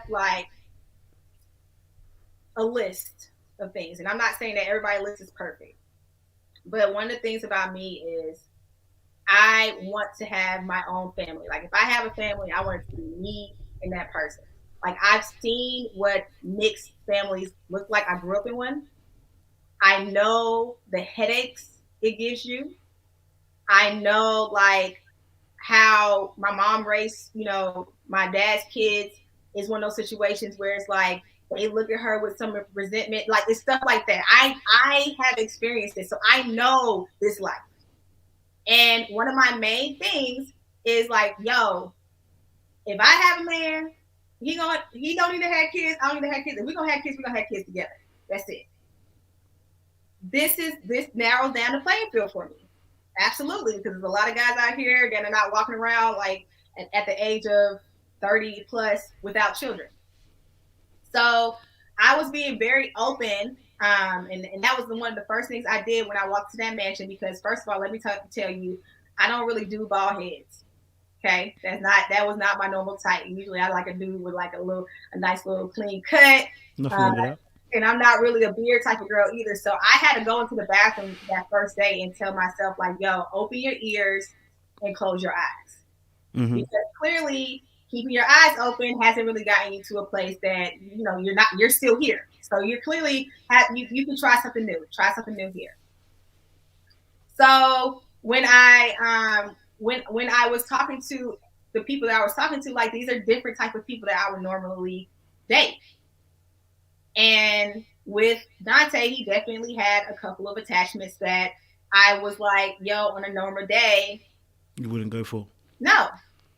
So when I gave him a chance, and we equally gave each other a chance, but my whole thing was like, I was definitely stepping outside of my normal box. And I was like, okay, like, hopefully this will be worth it, this, that, and the other. When it went left, I completely felt like, yo, you, like, if we were outside of this show, and I'm going to be honest about this, if we were outside this show, I wouldn't, after you told me the stuff that you got going on, you wouldn't even got to call back, like, dead ass. And I'm not saying that because I'm too good for something or whatever the case may be, but I'm just saying, like, that's just something that I prefer. That's a life that I've lived. I don't want to live it. I don't want to live that in my adult years. So, like, we talked about my past, right? We got all the way into that. You see, you hear what you hear, you see what you see. And I am very, very, very, very conscious about that. Like, I have dated somebody in the past before that had 2 kids, and we didn't really get far because, one, he used to talk bad about his baby mama. Mm-hmm. And then 2, it was like, hey, this is a lot of drama that I don't want to be a part of. So I was making it a thing where I just wasn't dating people that had children. I get that. I totally get what you're saying. It still doesn't make up for why you'd be stressed about it. Look, he's not on your level. That's essentially what. I don't think it's even. This is not even an arrogant thing. I think women do this all the time, where they choose somebody who they really wasn't potentially would have given a chance to. Then what happens is pride sets in because you're thinking I'm a level, and this guy then does something. Pride. It was very much so pride. Yeah. Okay. That was pride. That was big time. Capital PRIDE and big time EGO. All pride and ego. Okay. Every minute of that, the walk back was huge, big ego. Okay. Every minute of it, and afterwards, I expressed like, so me afterwards, me, Naim, Camille, Cornelius, and Mumen met up, and I was telling them, like, I regret every moment of that. Like, I was super remorseful when I talked to Phil. I was super remorseful. I apologized, and when I saw the first time I saw Dante, that was one of the things that I wanted to make sure that we had that conversation and for me to apologize. Nothing about that was right. Nothing. I didn't want to hear. So what was the issue with Aisha then? Because in that moment when you walked off after you touched Dante, physically, you made it, well, seemingly we saw in a clip, you made a comment about Aisha. I mean, I get the fact that you're annoyed at Dante, but Aisha gets drawn into it, and I'm like, why does that happen? Yeah, I don't really have an explanation for that. I don't know what was going on. I can tell you this, and I hate to say it like this. I couldn't even remember that I said it. Do you know what's really interesting? I actually believe you. I had to ask a producer, did I really say that? I was like, damn, did I say that? It made me cringe. I was like, wow, that was powerful. And I have spoken to Aisha since, and I tried to apologize. She said she didn't accept my apology. People were saying that she shouldn't accept it. I understand, but I try to make it right as soon as I saw it, because they didn't show that at the reunion. They didn't show that clip. So the last clip they showed was basically just me pointing Dante in the nose, and that was it. They didn't show the Aisha clip, because we would have discussed it then. I would have definitely apologized immediately. That was wrong on all accounts. Interesting. You actually said the same thing in the reunion too, when you made a comment, I think, around the table to Dante as well. Oh, I mean, when everyone left at the table and you was left with you and Dante, when they showed the clip to you, you said the exact same thing. You said, did I say that? You said the exact same thing. It was when I said that she's talking out the side of her neck. I'm like, okay, yeah. And you said, did I really say that? I think I genuinely believe that you don't remember saying this, and I'll tell you why. In the beginning, you talked about not being emotional. And this is where I'm tying everything in now, in terms of finding out about background, what's going on. Not being in a household where you're not emotional. This is why I said about I'm feeling the wall. It's not that I'm feeling the wall. I don't know if you have. Let me not say that way. Let me say it properly so it gets received the right way. Well, we still gotta talk about the thing that we said we were gonna talk about. Oh, so you really want that apology? You might have to wait. No, I'm dead ass. You might have to wait. You might have to wait. Make your house right, Coach. I might ghost you. I might ghost you too, so you can text me later. Don't do that. I think this is something that maybe you can look into. Coming from a household where you're not talking about emotions, right? Not dealing with emotions, right? Means sometimes what happens, a person can switch off that emotional aspect. Meaning that when you get into situations, you turn on to flight mode. Mm-hmm. This behavior in flight mode doesn't get registered because it's almost an emotional response, but without emotions. What I mean by that is you lived in a household where there's no emotions, right? Where you don't get to express that, right? And then what happens is, when you're reacting to situations, oftentimes people have language for emotions. They speak what they're feeling. If you've not been given the opportunity to speak what you're feeling, you tend to act how you feel. The problem with that also is that whenever you go into that space, it's almost like when people say when they get so angry, they blank out what happened to them. That's what's happening with you. You're blanking out in these moments of frustration or anger or whatever hurt you're feeling. And as soon as you blank out, you don't remember what you said it. Which is why you can't give us an explanation as to why you said those things. You're actually, there's a height of and this is why I said I'm feeling this wall, but I'm not sure what the wall is, and it's the emotional part, right? So we saw it on camera. You definitely said the thing about Aisha, but you're reacting, and that's why I said that there might be some blind spots, even with the Dante situation. Because I'm like, babe, look, it's not that deep, but it's deep for you. So that's what I'm saying to you. I think there's some deeper things happening here. Like it's fair to say to me that it's not that deep when you weren't in that position. No, it's not that deep, Zadia. Because you don't have the right to get annoyed at someone else for not reacting when you've chosen someone. I don't have the right to touch anybody. You're right. But what I'm saying is that my feelings in that space were still valid. Just like your feelings that you think that it wasn't that deep are still valid. But I had the feelings that I had in that space. And I feel like it's always it's unfair when you try to tell somebody what they should feel and what they should not feel. Okay. And that's all I'm going to say about that. But what I can say, Kojo, and what I have, this one of the things that this situation has taught me, and what I am working on, is definitely one, I already knew that sometimes when I get angry, I'm not the nicest person. and when you come to the fight with a knife, I'm coming guns blazing. I'm ready to take people's heads off. And working on that, I've worked on that. And usually what I have, my coping mechanism in the way that I deal with it is I take a beat. I ask the person for time. And then I work through whatever it is that I need to figure out what it is, because most of the time I can't even speak to what's making me upset about it. Like, we wouldn't have been able to have this conversation about the Dante thing in August. But I literally had to dig. I had to dig myself to be like, yo, so what was it? What was it? And I got to the place where it's like, on a regular day, I wouldn't have gave him a chance. And I felt like his space on this show was viable because of me. And I'm just gonna put that there. because of me and because of Shiloh. Nobody else was checking for him. Everybody, like, it was about two deliberations where Sydney went off about the fact that he was even here with 3 kids. And I asked her, I was like, yo, why you keep bringing that up? Like, if you don't want to date him, just don't date him. Mm-hmm. So what I'm saying is on a normal day, if we got into an argument today, and you like, Zadia, I need you to talk to me about this, I'd be like, hey, Kojo, I need a day. I need a little time to figure out why I am very upset right now. Mm-hmm. Then I would ask you for that time, and we would come back and we would have a conversation later when I cool down. I can tell you now that you don't want to talk to me when I'm angry. I'm not a nice person. No, at all.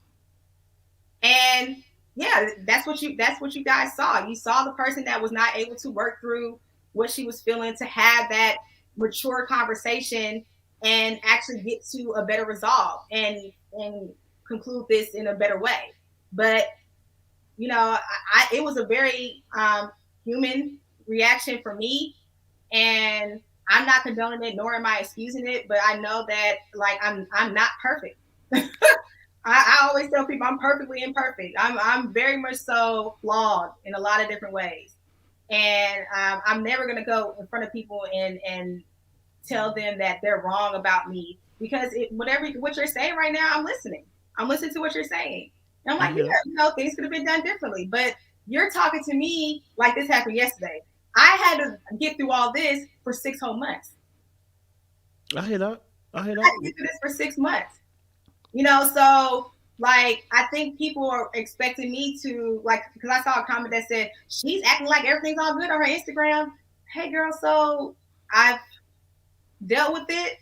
I've talked to the people that I need to talk to apologize, and I made sure that the apology was not just private, but it was publicly. And for me, once you do that, there's no point of continuously holding on, unless it's like a repeated offense. And it wasn't a repeated offense. It was over. It's done. They're together. They're happy. I'm happy where I'm at, and we're moving forward. So, okay, which we see each other, we speak. You be like, what's up, Zadia? I'm like, what's up, Dante? That's it. Which I get. But then you this behavior does have a pattern, right? The touch of Dante is not isolated. You're not going to ask. When asked about the Kerry situation, when asked about the rooftop situation, it's on more than one occasion where you are going into a physical aggression. No, that's not true. Okay, so maybe give us your perspective first of all, the Kerry situation, because Kerry give us an explanation of the kick situation. I was acknowledged that it was a mistake. I'm not sitting up here just kicking people. Yes. And when I found out that happened, I sent the message and I apologized. The apology, I don't know if people don't accept apologies these days, and that's just how they go, and they just continue to share the stories and do whatever it is that they need to do to to tear down the person's name. But it was handled. Then it was handled once. Then it was handled again. And it's like, what more do you want? So you're talking to me like I went and tapped Dante's nose. I did that. Yeah. I did not lift my foot up to kick anybody on this cast. Period. Okay, so the kick was by mistake. It was a mistake. Okay, kick was a mistake, but the comment after. She was like, it was a mistake. Yeah, but the comment after. Here's the thing: she wanted me to handle it the way that she would handle it. Why didn't you call me? Why am I calling you? We don't talk. That's not the comment she made. I'm talking about. You weren't at the reunion. This is what she said to me. She should have called me. Okay, yeah, that's my aspect. Hey, so here's the thing: you handle things the way you handle things, and I handle things the way I handle things. This is not about like I don't mean no apology. It's just like we weren't on speaking terms. But that's not a comment I'm going to make. The comment that was made after, which makes the kick wasn't the problem itself, because if it was a kick by mistake, it's a kick by mistake. The comment that came after that she said that you made, after they were asking, while they were talking to you, you said, "Who's Kerry?" No, I did not say that. That's what's being said that you said. I did not say that. But that's what made the situation as what it was. They were all saying something to me, and I was like, "Who?" And then I walked off. And then that's when, and I'm not even gonna hold you, Coach. I was definitely tipsy that night, so I was just like, it was just like a situation. Like I didn't like when Mumen and Camille called me about it. They were like, "You kicked Carrie." I was like, "What did I kick Carrie?" They were like, "Oh, like when we were taking a photo, your foot hit her by mistake." I was like, "Oh, okay." And I simply texted her and apologized. It was brought to my attention that I kicked you, and I did not mean to do that at all. I apologize. I literally said that. She wanted me to she wanted me to call and have a conversation with her. We're not on that type of terms. You know why? Because when I did not want to be close with her the way that she wanted to be close with me, she literally went off on me in my text messages. Okay. And this was months before that. It was like a month before that. So it was like, for me, it was like, okay, there's no need to like even have that whole back and forth. And then when I did so, pause, that text message happened, then the reunion happened. She brought up at the reunion. Then we talked about it again after that, and she told me she was gonna drag me. This is the hostility that I'm getting from people. Like I'm over here like, yo, like I thought this was all resolved. Clearly not. Just like Clearly not. People are still feeling some way. That's the whole thing. That's why I'm still like open to having another conversation. Because like, okay, clearly it wasn't resolved the first time. She ain't like that.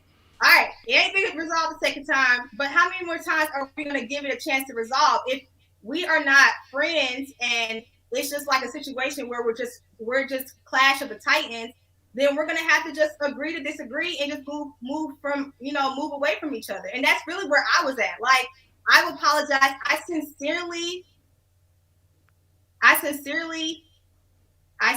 meant the apology. Mm-hmm. And that's where I was at. So I meant it so much where I was able to do it again and again. And not to gaslight anybody or anything like that, but it was just like, okay, well, like it was a mistake. I'm sorry. like dead ass, I apologize. Like I did not mean to startle you, to make you want to get so upset that you want to leave a party that is your friend's house. Not like we're cool, but y'all were best friends. Like I didn't know all that stuff was happening. I didn't realize anything like that was happening. And I talked to Libba and I told her, I was like, yo, I was so much so unaware that everything was happening that like if I would have known, I would have just left. It wasn't that deep for me to be there. So what I'm saying is that you're being told stories about me, and key points in those stories are being left out, and things are being twisted to make it seem like I'm just some demon child walking around here, like ready to box people upside the head just because I'm angry about something. I'm not, and that's not the case. Okay, Rooftop. The story's been told from several different perspectives, male and females. Mm-hmm. You were ready to fight. Yeah. And you alone. And I'm just going to say what we heard. From the different perspectives, males and females, you were ready to fight at a rooftop. Mm-hmm. So this is 3 situations where there's seemingly some physical contact, right? Mm-hmm. All right. So let me get your perspective first. And let's have that dialogue. From your perspective, what happens on the rooftop? So after we filmed the intro for the show, Frank was like, "Oh, we're having people over. Yep, on the rooftop. Come on through. Da da da." So we get there, and we were there like a few hours before Sydney even arrived. While we were sitting down, we were on a couch, and it was me, Naim, Camille and Cornelius, and also Mumen on the couch. And we were just talking. Music was playing. Next thing you know, Sydney walks over, and she straddles, like she literally left leg over Cornelius' body, while Camille is literally like leaning into Cornelius, and she starts like dancing in front of him. So everybody's like record scratch, what's happening? What's going on? Camille gets up, she walks off. Cornelius is like trying to move Sydney off to the side and laughing about it. And we're like, yo, like Camille's gone, you need to go get her. So Sydney moves, Cornelius go get Camille. Me and I still sitting there, and we're probably there for like another hour and a half, just talking, still getting to know each other. We decide that it's time to go, and we start to clean up. And so this is where everybody was at. I don't know if y'all can see the screen, but this is where everybody was at, like one side of the room, and then the trash can was on the end of the rooftop. So I tell Naim, hey, before we go, let's help Frank out and clean up the area that we were in and throw stuff away, and then we can head on out. So while we're picking up trash and going to the trash can, Sydney like gets up from where everybody's at and beelines to Naim, like talking to him. And I don't even know what they were talking about. But I was just like joking with Sydney where I was like, okay, girl, like back up a little bit. You're a little too close, because she was like she was like trying to be body to body with him. And I was like, yo, like, yeah, that's a little close. It was really just a joke. Like I was just kind of playing with her.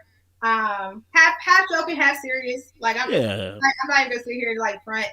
And then she goes, I've heard about you. Like, you're the person that doesn't let anybody date anybody, and you were trying to control these men. We're here to date. I'm like, Sydney, I was just joking. And then she starts going and then calls me a bitch. And I'm like, okay, I'll be that bitch. And by that time, she's like sitting down, and I walk over and I'm like, I'm cursing her out. I'm like, yeah, I'm like, honestly and truly,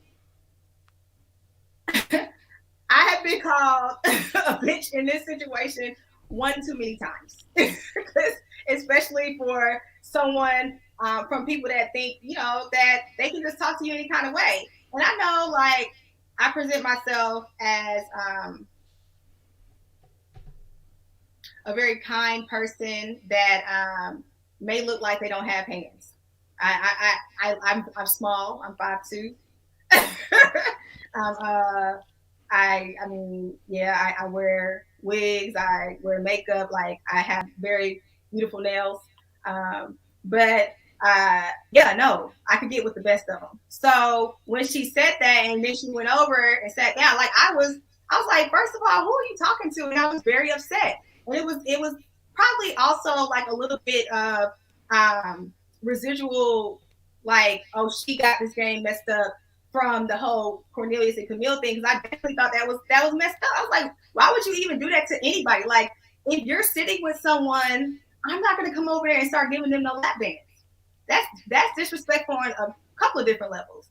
So, like I walked over to her and I'd be like, I'll be that bitch today. And she put her hand in my face, and where it, like, literally she mushed me. And that's when everybody grabbed me up, because I was literally trying to like move everyone to get to her. So she put her hand in your face. Yeah, she mushed me. She mushed you. Where? Okay, how close were you to her originally? Like I lunged at her, and then she hit me in my face. Okay, so you lunged at her first, and then she put her hand in the face. Okay, go on. It wasn't a lunge to hit. I wasn't really there just yet, but it was definitely like I was close enough to where she did an arm length. I was arm length away from her, because she did arm length, and then she hit my face. Okay. So that's when they grabbed me up. They walked me back. Courtney was telling me, this is what Sydney does. This is what she does. Like, I know my friend, you're better than this. And I'm over like, you don't know me. Like, I'm from the streets of Atlanta. Like, that ass. So I eventually ended up calming down, and we left. Me and I left, and I talked to Naim about it. I was just saying, like, I don't want to be this person in this space. Like, I just wanted to be like easygoing, and I didn't realize like this was the type of space that I was going to be in, because I hadn't felt like that in a very, very, very long time, and I was very disappointed in my behavior. So the next day, I'm sitting at home and I'm chilling, and I'm like, I think I talked to like Phil, and he was telling me like she didn't mean to hit you, this and the other, and I was like, okay, I'm just gonna have to calm down. If I'm gonna continue this journey, I'm gonna have to just let this go. So I'm sleeping, and it's like 3:00 on a Saturday afternoon, and my phone rings from a LA number. It's Sydney. She's calling me everything: a bitch, a gutter snipe, a hood rat, all these things. And I'm like, hey, Sydney, I'm talking calm because I definitely was awakened from my sleep. And I'm like, hey, like, if we're going to resolve this, because I was already in the place of just like letting it all go. If we're going to resolve this, like, this is not how we're going to have a conversation. So she's still yelling and screaming, cursing me out. This was after some date that she had with her friend. Mm-hmm. And she's, because I can hear her friends in the background. She's like cursing me out. And I'm like, okay, we're not going to be able to talk. Because I was like, I literally was like, Sydney. And she kept going. And that's when I hung up and blocked her number. After that, I hit up Shiloh because I was trying to figure out who gave her my number. I hit up Shiloh. I hit up a couple of people. I hit up Phil. And I was like, yo, who, like, did you give her my number? I ended up finding out it was a producer that gave her my number. The producer gave her my number supposedly under the pretenses that she was going to call and we were going to talk it out, because he was like very apologetic, like, oh my God, I did not know that she did that, this, and the other. But the next day, I found this out the next day at Deliberation. And that's when we had the table scene. So when y'all saw me react to Sydney, when she said, hey girl, I was like, yo, you ain't got no more time to call me my name. And you better be glad that I'm not going across this table. Like, that's where I was at with that whole time. Like, the producers had to come and tell me to stop, like to look forward, because I was looking at the table the whole time. Like, I don't know if I'm going to be able to do this. Like, I don't know if I'm this mature. I don't know if I'm going to be able to like really transcend this feeling of anger that I had, because it's like I've been very much so disrespecting on a couple of different levels.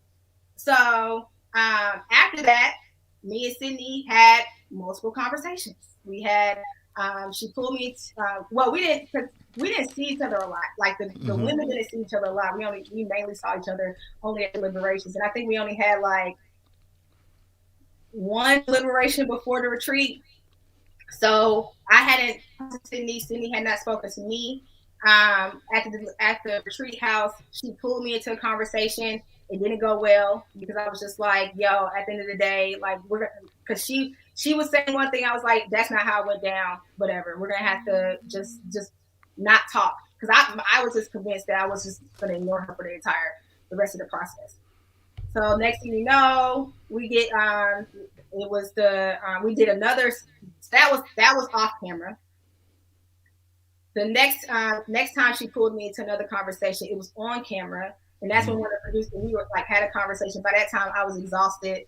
It was after the whole table scene with the whole back and forth with Aisha.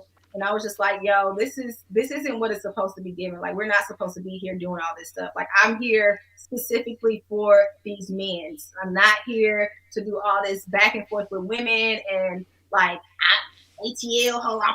I'm not trying to do all that. So when she was talking to me, I was like, you're right, Sydney. I apologize. Like, it's whatever. Like, I'm tired. Then we had another conversation. This is 3 conversations at this house at the hot tub. It was her, me, Frank, and Mumen, and Naim. And we were sitting in the hot tub. And literally, we decided that we were going to squash everything and just try to work on becoming friends. And I was like, that's cool with me. Like, from the beginning, I thought that you were a very beautiful woman. Like, we had our one little connection at the deliberation, where I was telling her about having a posterior pelvic tilt. And I was like, yo, we can work on that. Like, I can help you with that. It's like we were having a whole conversation about it.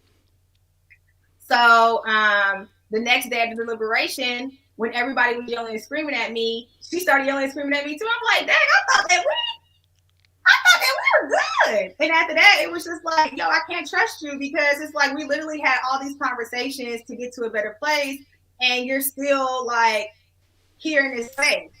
So we've had another conversation since then where I thought everything was all good and everything was squashed. And turns out that's still not the case. And I asked her, I was like, yo, are you going to remember this conversation this time? Because she said that at the hot tub, she wasn't, completely sober. And I was like, okay, cool. Like, can this be the last conversation that we have? Because honestly, like, I'm exhausted. It's been 6 months since we ended filming this show. we should not be sitting here still rehashing and like going back and forth. Like, because I had saw her call me a BIT on a live, and I was like, yo, it shouldn't be like that. Like, I'm tired. I'm definitely not about to be talking about y'all like this on the live. So it's like, can we just get to a better place? And I thought that we were getting there and never got there. So that's really like the whole Sydney story. It was literally like one bad run in, and I thought we got over the hump. We got back under the hump. We got over the hump again, got back under the hump. So it's just giving like just personalities are just not mixing. And that's really where I was just like, I was like, we're not here for each other. Like, this isn't ready for friends, you know? So at this point, it's like, yes, I do want to be cordial and I do want to be on a good note with everybody. But if that's not possible, I'm okay with that. I just feel like everybody should respect everybody, but that's not how everybody feels. So all I know is that Rooftop situation, that story is missing a very key component that a lot of people were not there for, because it was only me, Nye, and Sydney in that space. And it definitely makes it look like I was some wild person running around, which I wasn't running around. I literally just went straight over to Sydney. I wasn't running around anywhere. There's nowhere to run. But I literally walked over to Sydney and I was like, yo, if you want me to be that bitch, I'll be that bitch. I'm not the 1, 2, or 3. I was like going into that whole little spiel, like straight, Southwest Atlanta spiel. It was there. Definitely wasn't my proudest moment. And I thought that we were going to be able to get over it once we had that conversation. Well, I didn't think that we were going to really be able to get over it. But then I thought after having that conversation, we were going to be able to get over it, and it never happened. So that's really the case. I don't know if you noticed, there's a running pattern here. Huh? There's a running pattern. Yeah, I'm sure. Every time you apologize, people don't leave it where it is. So for me, that's a thing where it's like we have to also realize that this is one of those things where it's like people are trying to save face. And I think I really feel like that's really it. Like, the show painted me as a person that, I really, like, for me, I didn't think that the Aisha scene was a crazy situation, because that's not how it really, that wasn't really how it started. And I was very controlled in that space. But the Dante situation definitely made me look like I'm a very angry and aggressive person. So yeah, it's like now it's easy to jump on that bandwagon of this is what the show showed, so this is what we're going to paint her as, and this is what we're going to dig into to make her look this way. Why do you think the network told you not to interview me, Naim, Camille, Cornelius, or Shiloh? Because they're trying to suppress truth. And the whole thing about it is I have no reason to lie. None of these people on your channel pay my bills. They don't know me in real life. The people that know me in real life know who I am. They know all about me. And I don't have to, I will probably never meet half of these people ever. You know what I mean? Never. So it's no need for me to come on here and lie and say this, that, and the other. But for other people, especially people like a Frank who did some real foul stuff to a person, now they're trying to get all the heat off of them to talk about something else. I can see why people will come on here and say stuff like that. Walter added me into a whole scene that wasn't even in. Talking about I was at the piano, in the piano room. I was like, yo, I don't know where I was at, but I definitely wasn't there. No, he didn't say you're in the piano room. No, he said that on another interview. He was like, maybe he misstepped your name. Because there's only been Cornelius and Camille there. Right. So that's the whole thing. It's like, it's just been like overall, it's just been a lack of integrity across the board. And for me, integrity is very high. Integrity and loyalty are two very high characteristics that I pride myself on. So I don't have to lie here. I don't like to sit here and lie. I wanted, like, especially after me and Sydney's conversation, I was hopeful. I was like, okay, like she a little about that life. That ain't really me anymore. Like I'm pretty calm now. Like I like to be at the house. I don't really like to be out. But we can probably like have conversations here and there, just be cordial. And it's like, haha, joke's on you. Everything we just said, lies. And the last conversation, Courtney was there, and I was like, Courtney, are you gonna like remember that we had this conversation? She was like, no, I'm gonna remind her. And Of it's like course. still been nobody's remembering. But I think I want to draw back to a comment that you made earlier on when I spoke about the Kerry situation. You said she wanted me to apologize the way she wanted me to apologize. That's how actually apologies are supposed to work. There's a thing called apology. There's a thing called apology language, right? And there are 5 types of them, right? A sorry for somebody might not be enough. A sorry, please forgive me might not be enough for that person. Sorry, I'm going to change my behavior might also not be enough. Sorry, on the next occasion, we're going to do this. Oh, you need to put a charger in? Yeah. Oh, sorry.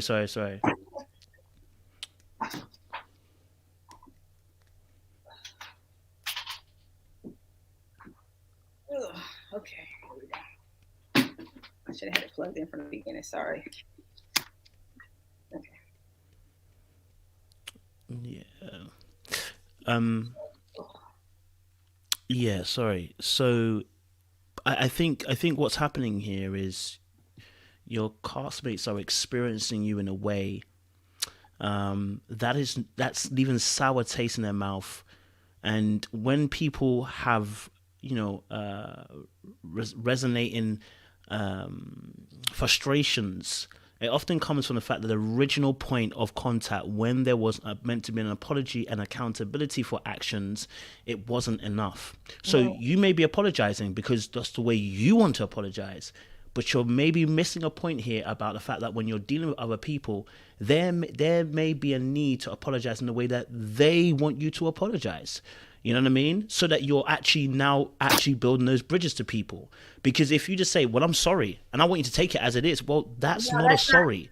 Kojo, I'm not saying that's what you've actually said. Please don't ever think that I'm apologizing. No. But I have these apologies come with very long, outside of the kick situation, the initial apology for the kick situation. The other apologies have come with very long and detailed conversations afterwards, where it was hugs and then moved on. So it's not people are being left with bad taste in their mouths. It's literally people are just deciding that whatever happened in that moment is not juicy enough to continue like this whatever's happening right now. Because I literally have sat confused like, yo, I thought we had a whole conversation. It's not just I'm sorry, that's it. It's literally like, let me listen to what this person is saying. I know how to apologize. I know the 5 ways to apologize. I think I am now the queen of apologies at this moment, especially going through this whole situation. Like, I know that at the end of the day, you have to make sure that you make people feel like make people know that their feelings are valid, whatever the case may be. Kojo, if I offended you in any kind of way, if I offended you in any kind of way, I truly, deeply apologize. Then when you start going, if you want to continue going on in the conversation, I'm just going to sit there and listen. That's it. But I'm not going to sit there and be combative, nor am I going to sit there and be like, no, you did this, you did that, because that's not going to be a way to get to a resolve. We like at the end of the day, like somebody just has to be the bigger person and stick it up. And I feel like I've been doing that a lot around here, and I don't feel like it's fair. It's drama for no reason. And literally, I have literally been minding my business, sitting over here, enjoying my relationship that we have not yet to talk about. And just like, that's it. Like, I'm happy. Like, for things to have happened over 6 months ago and for this to still be, a conversation that's being had, I'm actually very concerned. But at the same time, it's just like, okay, well, let's just like, even at the reunion. So they showed it where I got up because Sabrina called me a bitch. That's not why I got up. I got up when like that whole side of the couch, that whole side of the room was yelling and screaming, and I couldn't get a word in. I got up and I left. And that's when Tanika was like, Zadia, come back. And I was like, I can't come back until I can talk. There's no point of even being in this space if there's literally people like just yelling, and then you can't hear nothing. So then I sit down, and that's when Sabrina was like, you're rude, you're nasty, you're a bitch. And I was like, did she just call me a bitch? And I like literally was looking at Camille like, what's happening right now? Like, what happened between me and Sabrina that's even that deep? You So, ask her. You, huh? but this again. You know, I say this to people all the time. I said, if you're consistently in a situation, and even it's the same type of situation, and you have several people telling you the exact same thing, at a point in time, you're gonna have to look at you. Why are people feeling the way they feel about you, Zadia? Listen, Why? That's the key. this You was are the key person in these situations. listen. This For instance, even the rooftop no. situation, right? Yeah. Why did you get involved so deeply? You were already stressed from the Camille part. It wasn't even your fight, but you I took it wasn't. on, No, and no, then the other things happened you're still going off the story that I was fighting for Camille and I was not. because you brought that story in the beginning when you brought it up, talking about the whole No, situation. because You I was telling I was giving the sequence of things that was happening. So it was a okay? sequence of things that was happening that constantly, like we were just like, okay, what's going on here? Like it was. That's what I'm saying. When she beeline to Naim, I literally was like half joking, half serious, like, yo, like back up a little bit, and that's when she started going in on me. I did not start yelling and screaming at her like, yeah, you should have did that to Cornelius and Camille, because at that time they were doing something completely. They weren't even there anymore. It was like literally an hour and a half that had passed. We weren't talking about it. Me and Naim weren't talking about it. So it wasn't a situation where I'm over here trying to fight for Camille. It was literally like she called me a bitch for no reason. She was also saying that I was doing things in this process that I was not doing, like trying to stop men from dating other women. And I'm like, yo, I think you're the wrong person. Like, I don't know who you're talking about, but that's not me. And then she called me a bitch after that. And I'm like, what the fuck is going on? That's really where I was at. And that's why I went off. Like, yo, But you didn't just go off, Zadia. You lunged. You lunged, Zadia. You didn't just go off. You lunged. All right, to the point that she had to put her hand in your face to protect herself. That's actually your. That was your. put her hand in my face, in my face. She mushed your face. Well, if you lunge at, listen, you're even lucky. Just that's all you got. If you lunge at me, what are you expecting and what are you hoping for? And honestly and truly, Kojo, that's why the next day I was like, I'm just gonna have to let this go. Like it was definitely wrong on both parts. I'm not saying I'm an angel in the situation. I'm not saying you are. Okay, so what I'm saying is that at the end of the day, that was a situation that was a heated moment. It happened. I was trying to move on. I thought we had moved on, and we did not move on. This was not. You're telling me that people weren't accepting my apologies, and I'm telling you that these apologies and these conversations that were had were not just like I apologize, girl, keep it moving type of situation. It was a very, very detailed conversations that happened numerous amount of times. So what I'm saying is that this just wasn't my group of people. It was very much so giving real versus fake, and that's really what that's all I can say about that. It was giving TV versus real life people, and it's still giving that to this day. You still think people are doing TV real life? Like, let me save face, and if the only way I can save face is by doing this, doing that, then let me save face. I'm not here to save face. I know where I went wrong, and I'm very much so willing and able to take accountability for what I did wrong in these situations. But what I'm not going to do is sit here and let people say things about me and let people say things to you about me, and then you tell me who I am, because I know who I was and who I am in this whole situation.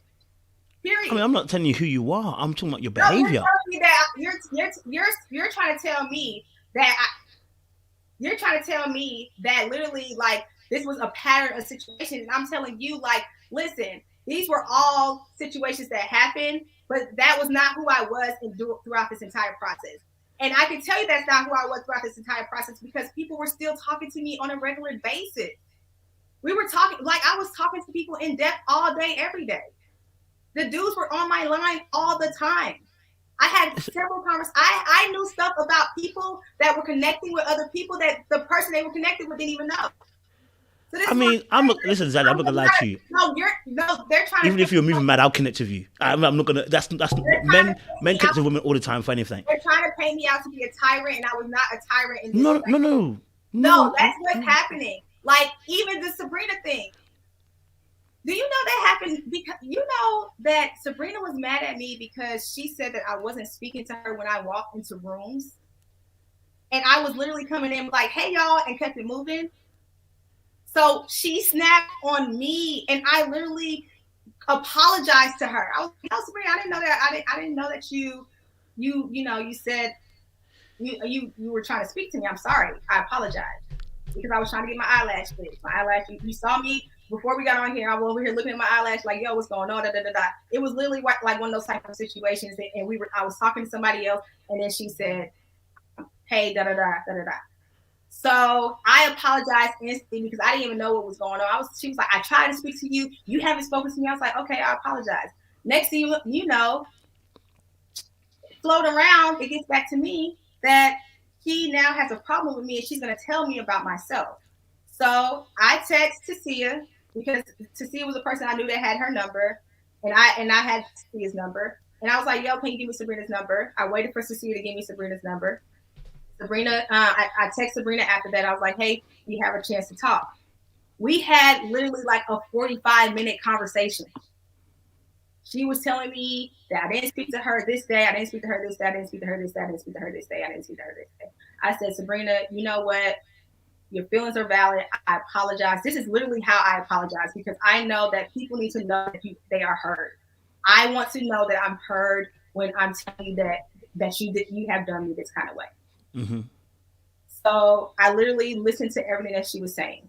I apologized. She was like, I don't want, this to be a problem. I was like, I don't want this to be a problem either. We left it there. And every time I saw Sabrina after that, I made sure I spoke to her specifically. Because she was telling me I was giving extra energy to other people. I was like, I don't want nobody to feel like that. Like, let me just say, hi, Sabrina, how you doing? Next thing you know, I'm being called. Like, I don't talk to her throughout the entire process. Like, outside of hello, goodbye. We don't really have any conversations. We don't have any conversations. And I'm being called a bitch at the reunion. Coach, do you understand like how confused a person could be in this space?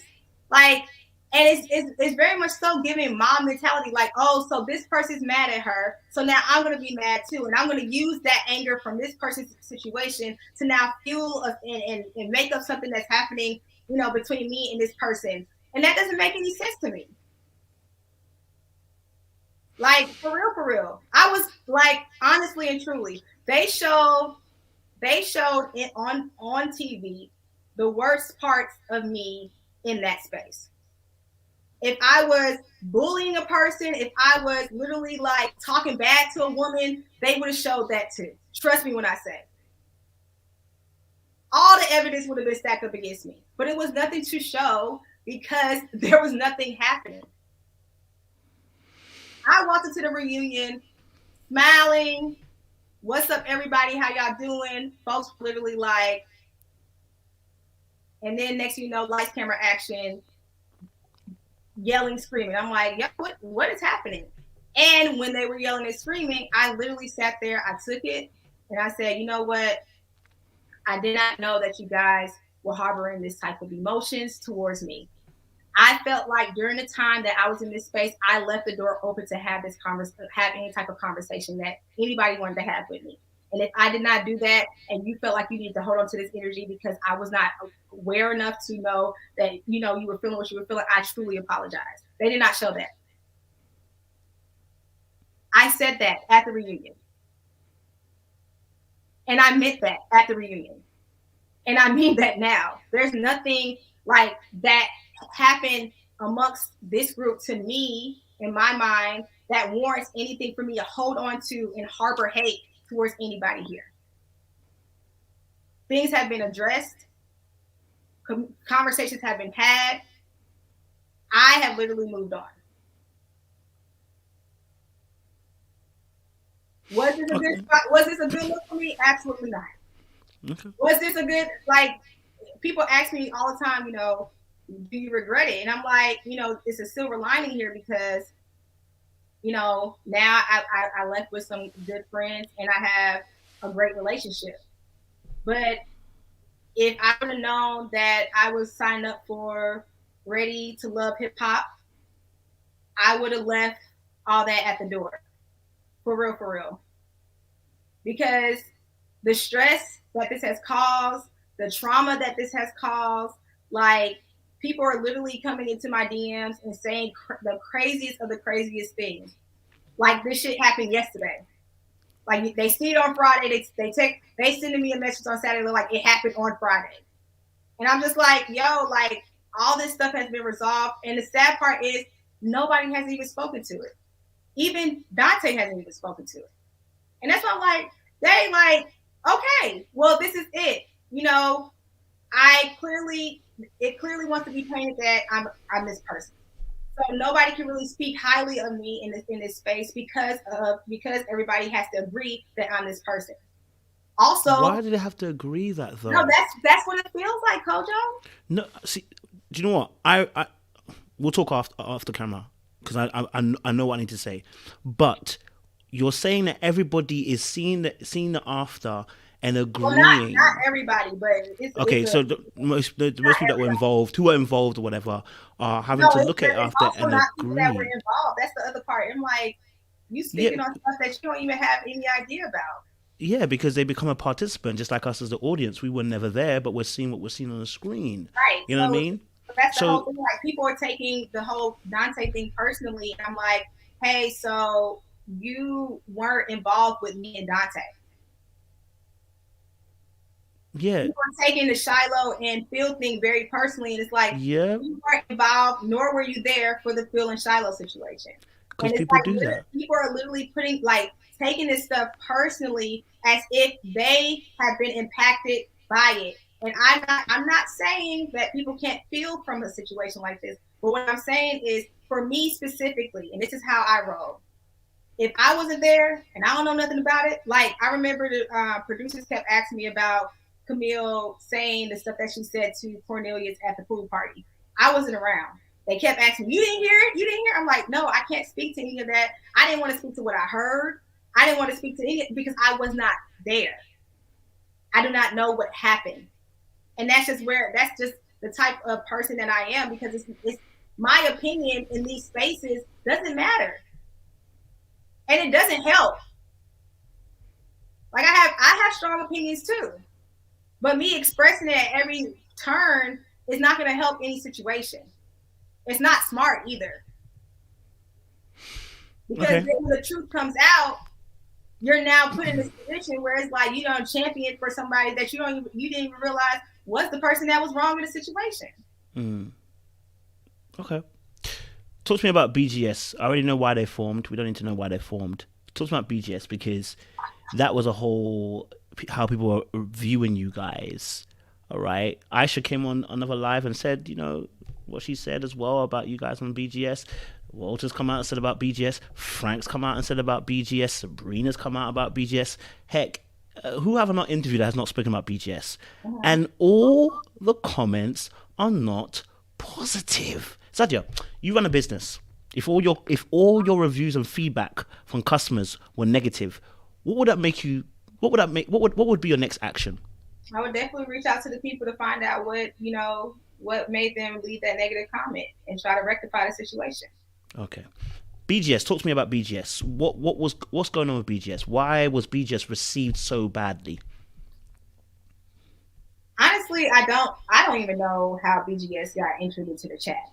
Okay, so why I say that is because when we started calling ourselves Brown Girl Squad, first of all, let me just be very clear. This was not to be excluding or divisive. At deliberations, people just flocked to the people that they enjoyed, right? There was a corner of the room where Sabrina, Aisha, and Tasia sat. Like I remember one deliberation I saw everybody sitting with the people. I was sitting there talking to Shiloh, because me and Shiloh were talking about the ladies' night thing that we did that was not shown. We did a ladies' night with me, Mumen, Shiloh, and Aisha. And that segment was not shown. We were literally just sitting there keeping up, talking, having a really good girls talk, just talking about our connections and stuff like that, and doing what women do. So we did, and me and Shiloh were talking about that night because we sat there longer to have that conversation. So when I was sitting there, I had noticed that there was a separation between people. And at the end of the day, for me, especially, and I think this is just because I've always been a very independent person, and I just don't need, I can move in spaces by myself. Like I'm one of those type of people that have many different type of friends from all different type of lifestyles and backgrounds. So I'm usually a person, and my friends will tell you this about me, that like I'm in and out of friend groups all the time. When me, Mumen, and Camille took the photo at the third deliberation, I was just like, we were just like, oh my god, like our skin looks so good. The photo was gorge to me in my mind. Hey, you look good. I'm not gonna lie, the team look good. I had a super duper tan. Like I'm a little light skin right now, but I had a super duper, like my whole chest was like dark to the point where like even the darker foundation I got wasn't even matching my chest.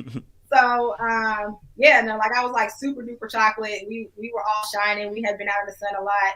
And we were just like, I was just like, oh, this is like, we look good, brown girls. And I was like, okay, brown girl. And it started off as brown girl gang. Okay. And then we were like talking, because when I said that, I was like, oh, this would be dope. Like this would be something dope to do. Like if we, really use like this platform, not necessarily talking about Ready to Love, but the activity from Ready to Love. So like the attention that we get from Ready to Love, we can build a platform and we can create some type of like little girls, like a girls club.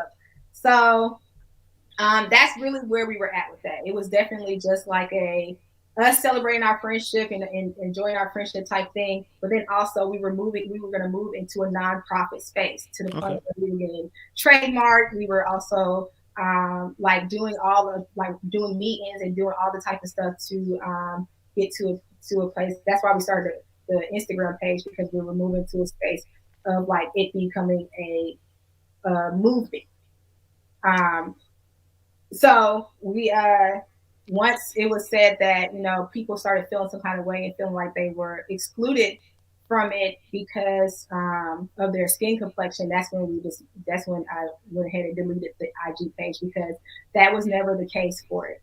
The reason why people weren't asked to be a part of it is because not we, but certain people in the group weren't friends or weren't close with the person to allow them to be in there. Like by that time, we had a couple of conversations that, for me, especially with Aisha, had rubbed me the wrong way. Mm-hmm. And I know a lot of people are like, why wasn't Aisha invited? Like, she brown. I'm like, yeah, me, Aisha, the same color. Like, yeah, like when I'm no longer in the sun, like, yeah, I'm basically Aisha color. So it wasn't because she was a lighter brown, because we joke about it all the time. Well, we're joking about it all the time, where they were like, you barely making the dark skinned girl cut. And I was like, I know what dark skin looks like, because my mom is like a very, very dark skinned woman. My family is very. We have a lot of dark skinned women in our family, so I know that I'm not, the end of the brown spectrum. So it wasn't meant to be divisive, and it wasn't meant to exclude anyone, and it definitely wasn't meant to be a system that we created to gang up on people and bully people. I don't know. Like I said, I don't know how it was introduced to the producers. All I know is I was sitting in an interview one day and they asked me about it, and I was like, all right, why are they asking me about this? But then I just spoke about it, right? So that's why you got me explaining who was in it in that clip. But it definitely wasn't one of those things where it was supposed to interfere with anything that was going on in the show or be brought up like that on the show. Yeah. So as soon as it was, as soon as we discussed it, and it was said to be like making people feel some kind of way, it was like, all right, well, let's end it. Like literally, and that's why the page just went away. Like there wasn't even any more discussion about it after that. It was like, yo, if this is the impact that it's making, then that's not what we were here for, and that's not what we're here for. So let's just get rid of it, and that's what we did. Okay, I totally hear that. I mean, obviously, I guess I think you guys did have pure intention in the beginning of it. Yeah. I think all the nonsense that happened in between really painted a great idea. I also feel like, I mean, here's the thing. Colorism was brought up a lot during the show. The first time colorism was brought up was a conversation that me, Camille, Mumen, and Aisha had. And it wasn't even like, oh, we went into this conversation to have this conversation, but it was like brought up like, oh, you know, this was the same day as the rooftop situation. It was like, oh, you know, I can't remember who said it, but they were like, did you see that? Like, the producers kept pushing like Sabrina to the front, like to take like all of the photos for the intro. And I was like, oh, I didn't notice that. But then somebody said, well, it's because she has the look. And I was like, what's the look? And it's like, oh, she's tall, she's light skinned, she's mixed, racially ambiguous. That's the look that America wants to see, that the world wants to see. And I was like, now, what in the archaic is this? Like, the look that's being pushed now, and especially being a person that's in the beauty industry, the look that's being pushed now is like they're trying to get the most melanated women that they can find to push them forward and to highlight them because they want to look like, you know, a lot of companies want to look like they're very inclusive, you know, so, and that they think about, you know, the darkest of the women. So when that was said, it was just like, oh, okay, well, for me, because I know I personally, like I'm not like I've experienced colorism because my family is from Panama and St. Croix. In Caribbean islands and in Latin American islands, colorism is very strong, and it also determines your class in those countries. Yeah. My mom is a very, very dark skinned woman that speaks Spanish, that I have literally seen, you know, had to fight against colorism in her own community, in her own family. My dad is a very light-skinned man. And then they have me. So what I'm saying is, like, I don't, like, I'm not going to sit here and say I don't see color, but I have siblings that are from one end all the way to the other. So when that conversation was constantly brought up, because that was off camera. Yeah. But then Frank brought a white girl onto the show. Yeah. And then now this was a whole conversation of rethinking what, you know, beauty is and how we've been affected, you know, by the Western civilization and all this other stuff. These were conversations that were being brought up, and then we actually started having colorism conversations on the show, like segments where, like, at the house before it was like before dinner, or it was either right after dinner or before dinner. We were taken upstairs to have a conversation about colorism. And this is like Naim loves this type of stuff because he is everything Black, everything African.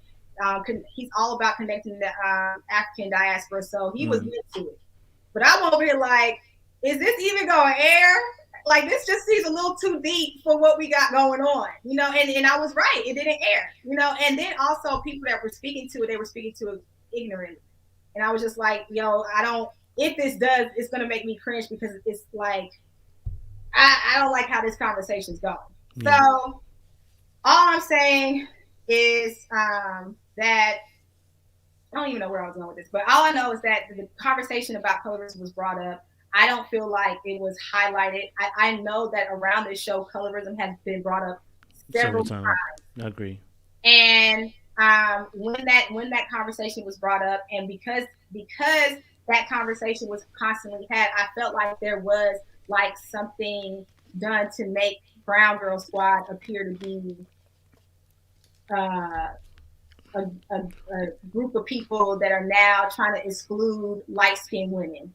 And it's like, hey, just to let you know, it's not the fact that they're light-skinned, and that doesn't matter to me at all. Like, at all. Like, I think each one of those women are very beautiful. I feel like at the end of the day, like, if I could sit them all down and play on their face, I would. Because, I mean, everybody's gorgeous. But it was just a personality thing. We just didn't get along. And that's just really where it was at. And not even get along to where it's like combative and nasty for real. But it was just Like, we just didn't really talk. Like, for me, it was just no conversations really had. It was a high and by situation, just being cordial and then moving forward.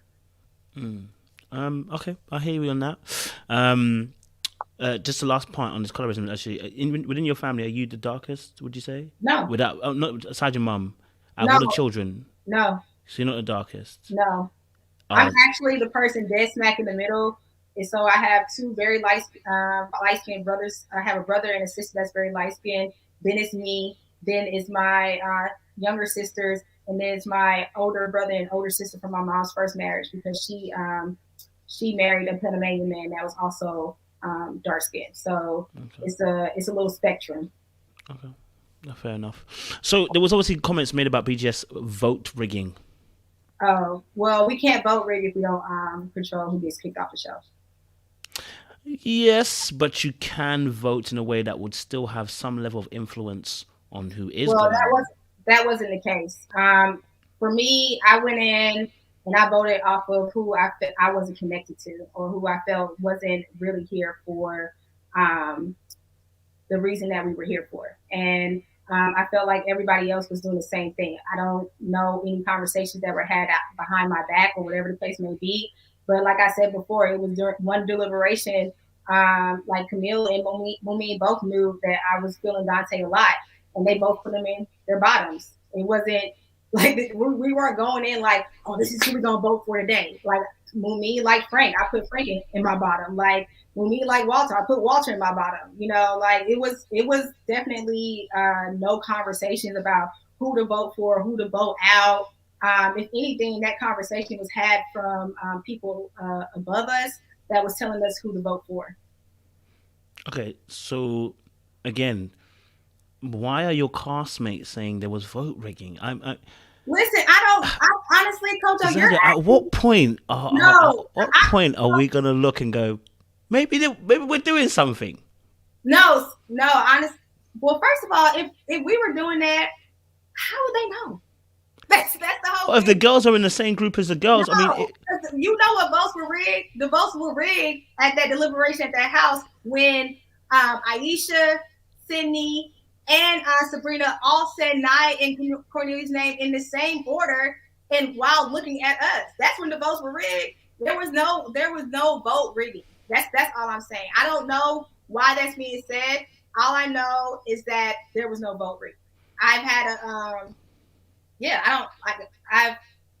I haven't talked to anybody about vote rigging, so I don't know what was going on outside of me. But I know that I was not participating in any vote rigging, because that wouldn't make sense. That wouldn't even make sense. What are we vote rigging for? All I was worried about is the people that I was connected to staying in the process. That's all I was worried about. Nobody was saying Nai's name as their top outside of Camille. Nobody was saying Dante's name as their top outside of Shiloh. That's it. There was no vote rigging for me. I was just like hoping and praying that I didn't have to pull the card that I pulled at the retreat, because I didn't know where I wanted to be. But I knew that, especially after the Shiloh deliberation, the deliberation where Tyrone was like put up for to be removed from the process, when I saw that happen, I was like, oh, like I'm gonna have to be prepared to fight for the person I want to fight, that I want to be here. And if I'm going to continue this process, because for me, I wasn't going to stay in the process with anybody just to be on TV. I was only trying to connect with people. So I did not have a conversation. This is the God's honest truth. I'm not about to say, like I said, Coach, there's no need for me to come up in here and lying. Okay. Castmates are saying what they're saying. We don't even really have control over who goes home. Like, let's really be for real. Let's keep it 100. I was on a couple of different bubble dates and didn't know what I was going to tell the person at that bubble date until I was told what to tell them.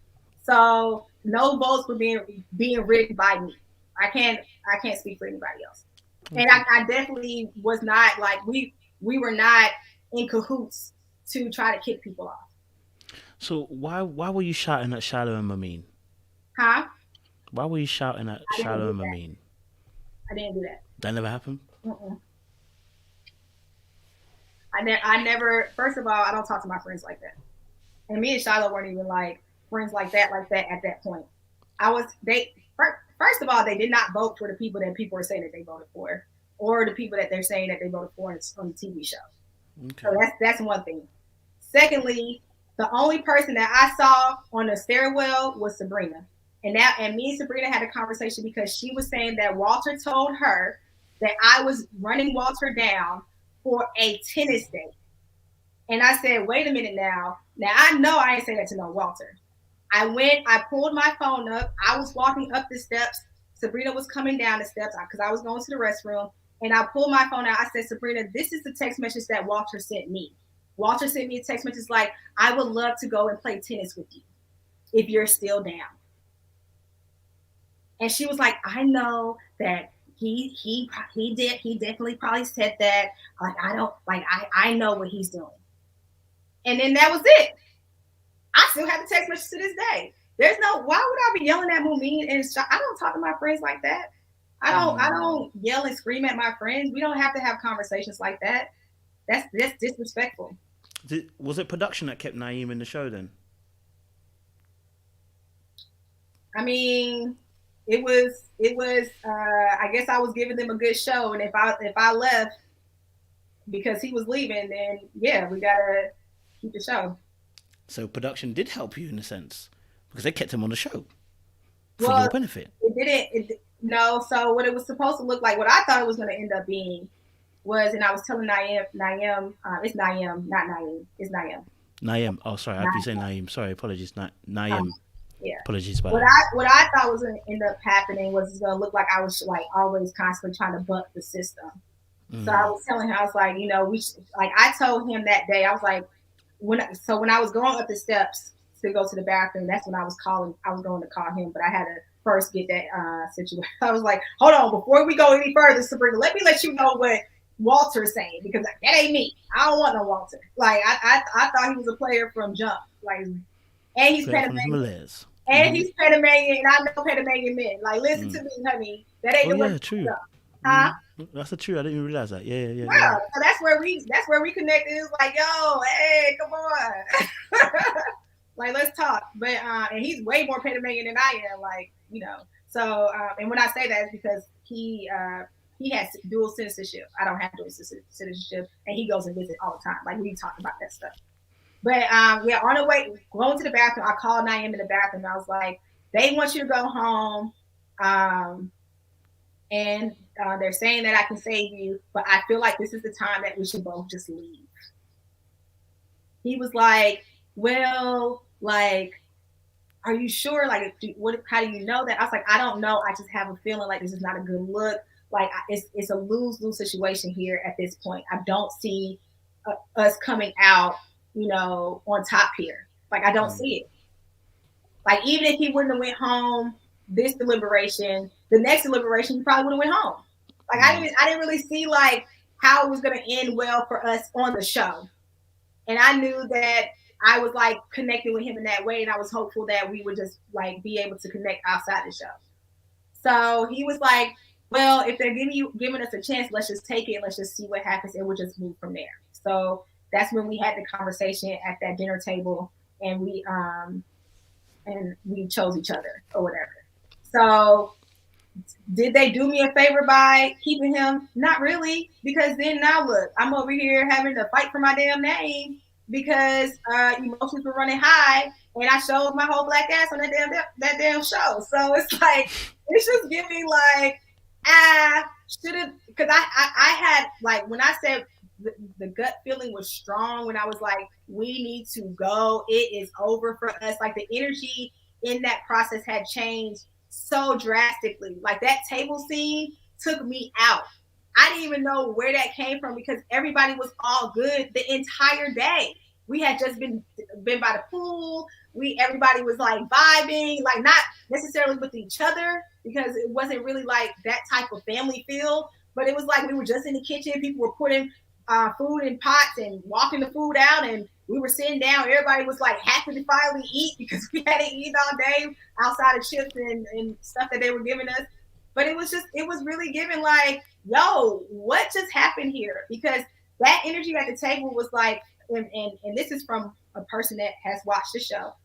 I know that by the retreat, there may be like one or two people that are still like, I don't know who I want to be with. But most people are locked in.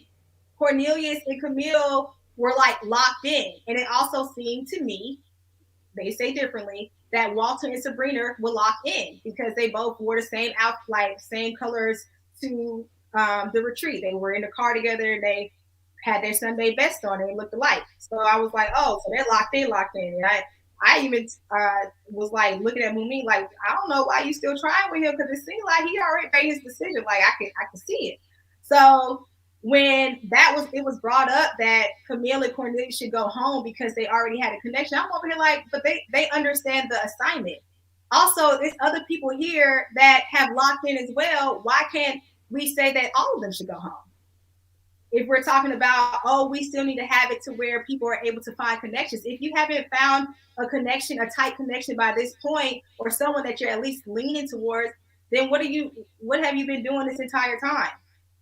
How did Cornelius stay in the game? If Cornelius is locked away early, this is by his own admission. He knew pretty much by week 1, week 2, whatever he knew that Camille was going to be the one. How the heck is he still on the show since he didn't want to date nobody? He was still playing the game. But nobody was connecting with him. No, that's what I'm saying. He was connecting with people. He was still playing the game. Me, don't do that. I'm not about to do that with you, Kojo. You said it. I didn't. You said it. I'm talking about the game of the show. Don't do that. Hey, listen, if he's able to play such a game that he gets people to still keep him on whilst they still complain about the fact that he didn't connect with nobody, I'm going to say that. When I say that I am just as bewildered as you, I like Cornelius, so at the top of the show, they kept asking you for your top 3. Me and Cornelius would speak every night. Me and Cornelius had a very, we connected. Why didn't you guys connect? Well, y'all look good together. I'm just going to be honest. Cornelius is too nice for me, child. He's too nice.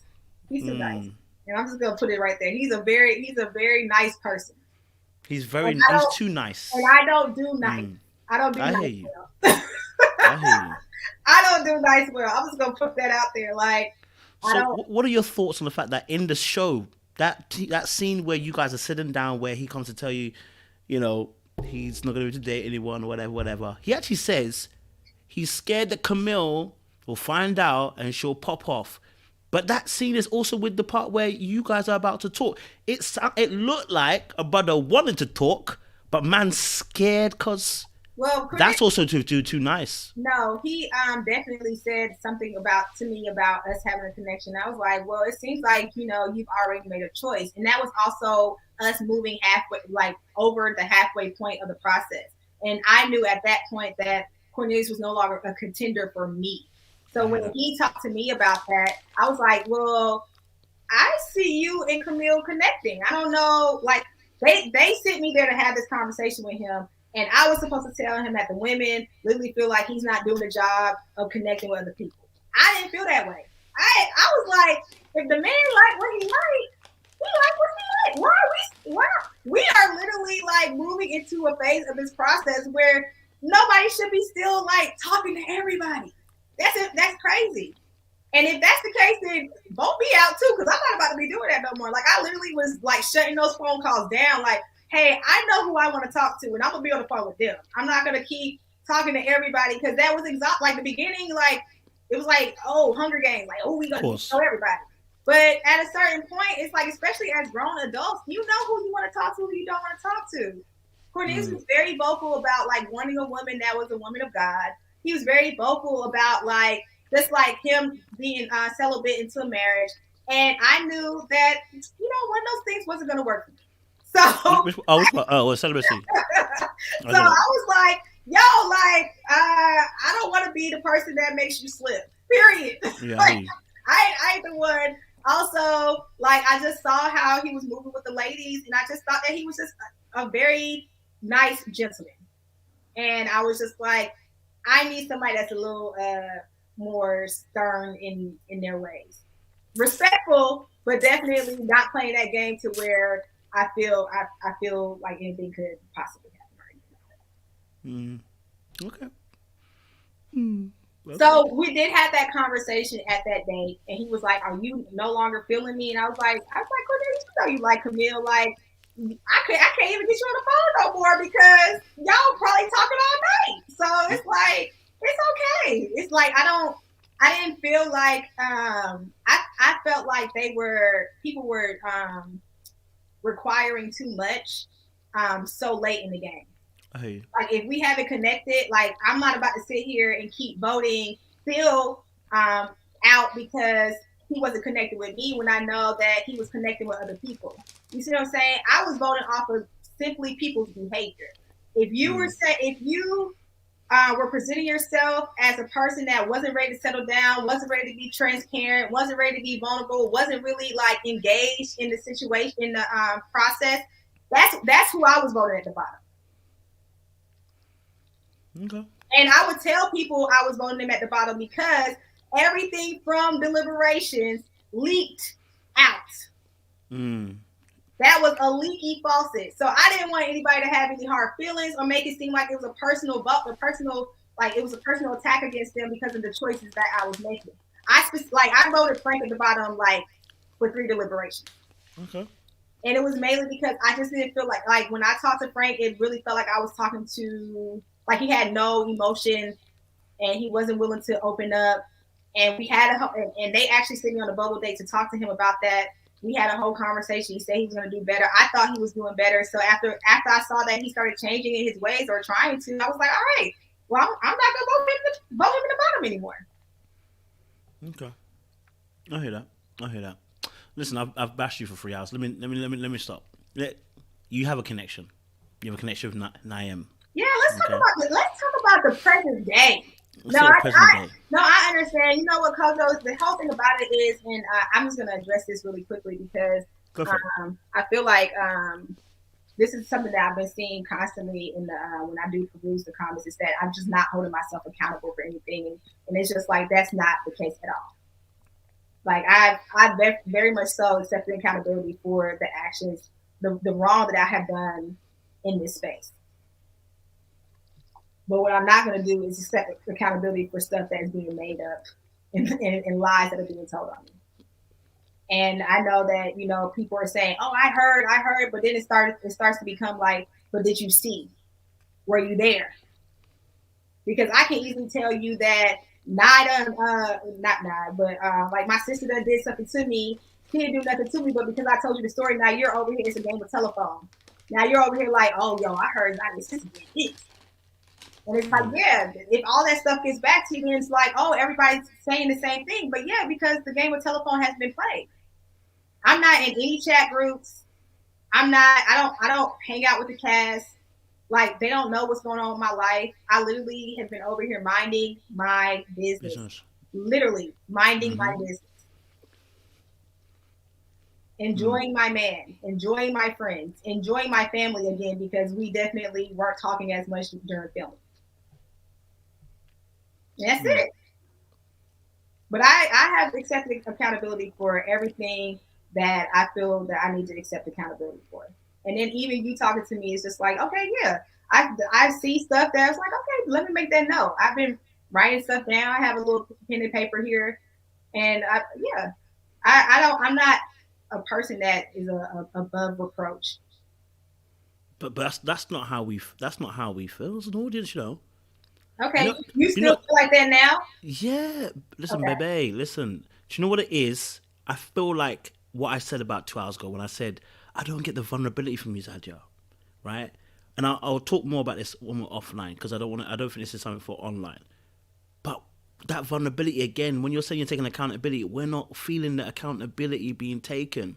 Every scenario that I've given, that we've spoken about, you've talked about it, and then deflected onto someone else being the issue. And that, for us, makes it very hard to see that vulnerable side of Zadia. We're just seeing somebody who doesn't want to take accountability for her actions. So you may be thinking you're doing that, but we're looking at going, we're not feeling the accountability. You know what I'm saying? I Mhm. think I want to talk to you offline because I think I know it's the stuff that I don't think should be said online. So I think there's another conversation that will be had, right? Yeah, But we're not getting that. We're not getting that vulnerability. That's what I want to say. We're not yeah. feeling that from you. You know Well, what I'm saying? I'm just what I'm saying is that I the thing what's being said about me is that I'm out here reacting to nothing.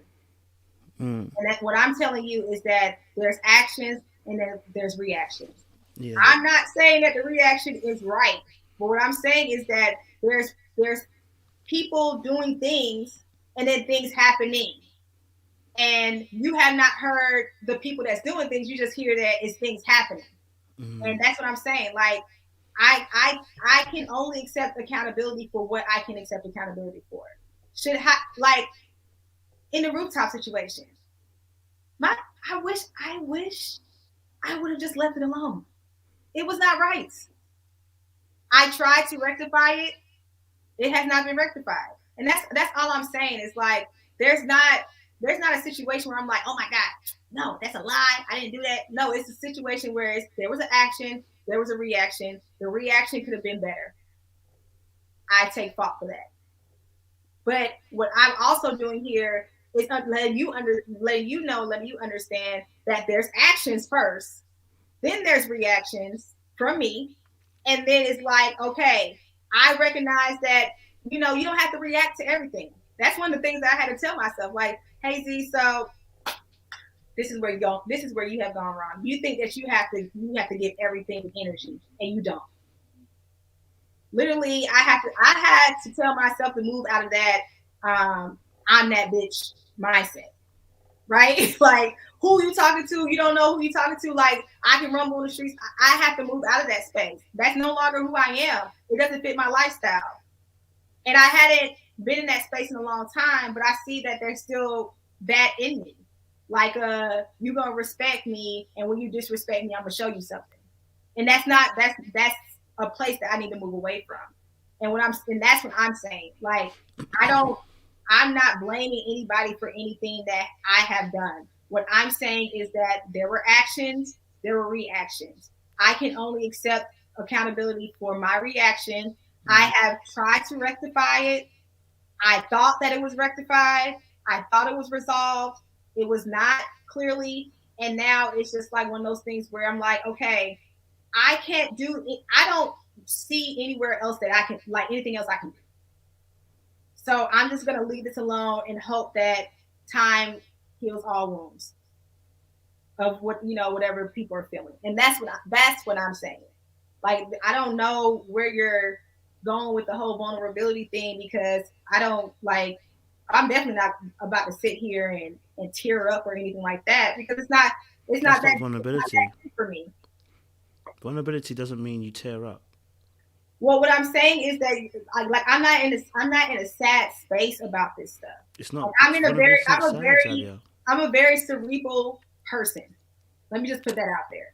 Okay. And I look at things and I see, like, okay, for instance, if I'm having financial issues, right? I don't sit and like wallow and be like, oh my God, woe is me, be dramatic about it. I'm like, yo, I literally sit with pen and paper. I'm like, I need to do this, this, this, and this. And I get up and I start doing this, this, this, and this. I'm a person that tries to find solutions to problems, period. And maybe that is where what you're saying when you say that you don't see the vulnerability, is because it's like, hey, so this happened, this was wrong, let's find a solution. And that's really where I am. And when I'm looking for the solution and when I'm solving the problem, I'm very real and very sincere about it. I don't feel the need to get emotionally attached to it. It's just it's a solution that needs to be had. So maybe that translates over to how I deal with people, because I really feel like at the end of the day, it's like, if we have a problem, let's talk about it. When we got on here, before we start talking in front of these people for now 3 hours and 30 minutes. Let me just go ahead and point that out. Nothing wrong with that at all. But before we got on here, the first thing I said was, Coach, I feel like you owe me an apology. Was that not it? Yeah. So I literally was like, okay, this is the problem. I could have been in my feelings and been like, I ain't going on that show. Like, he over here calling me all type of a masculine woman and all these type of names. But I'm like, no, this is a conversation that needs to be had. He doesn't know who I am. This is the solution to the problem. I go in here and I have the conversation with him. I go in here and I tell him how I feel about some of the things that he said. I ask for the apology. That's it. That doesn't, I don't know if it makes you feel like I'm disconnected from my emotions, but I feel like at the end of the day, like, I can't be in my emotions if solutions need to be had. But your solution is emotionally based. This is not a math problem. It's not a business problem.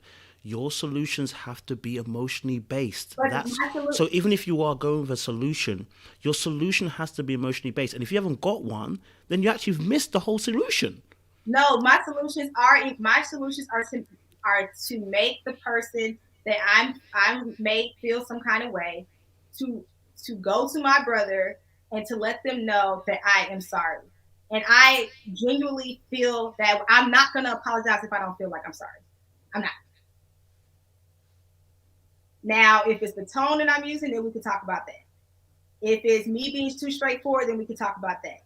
But when I say that I need to apologize to somebody, and when I say the words, I apologize, I mean that.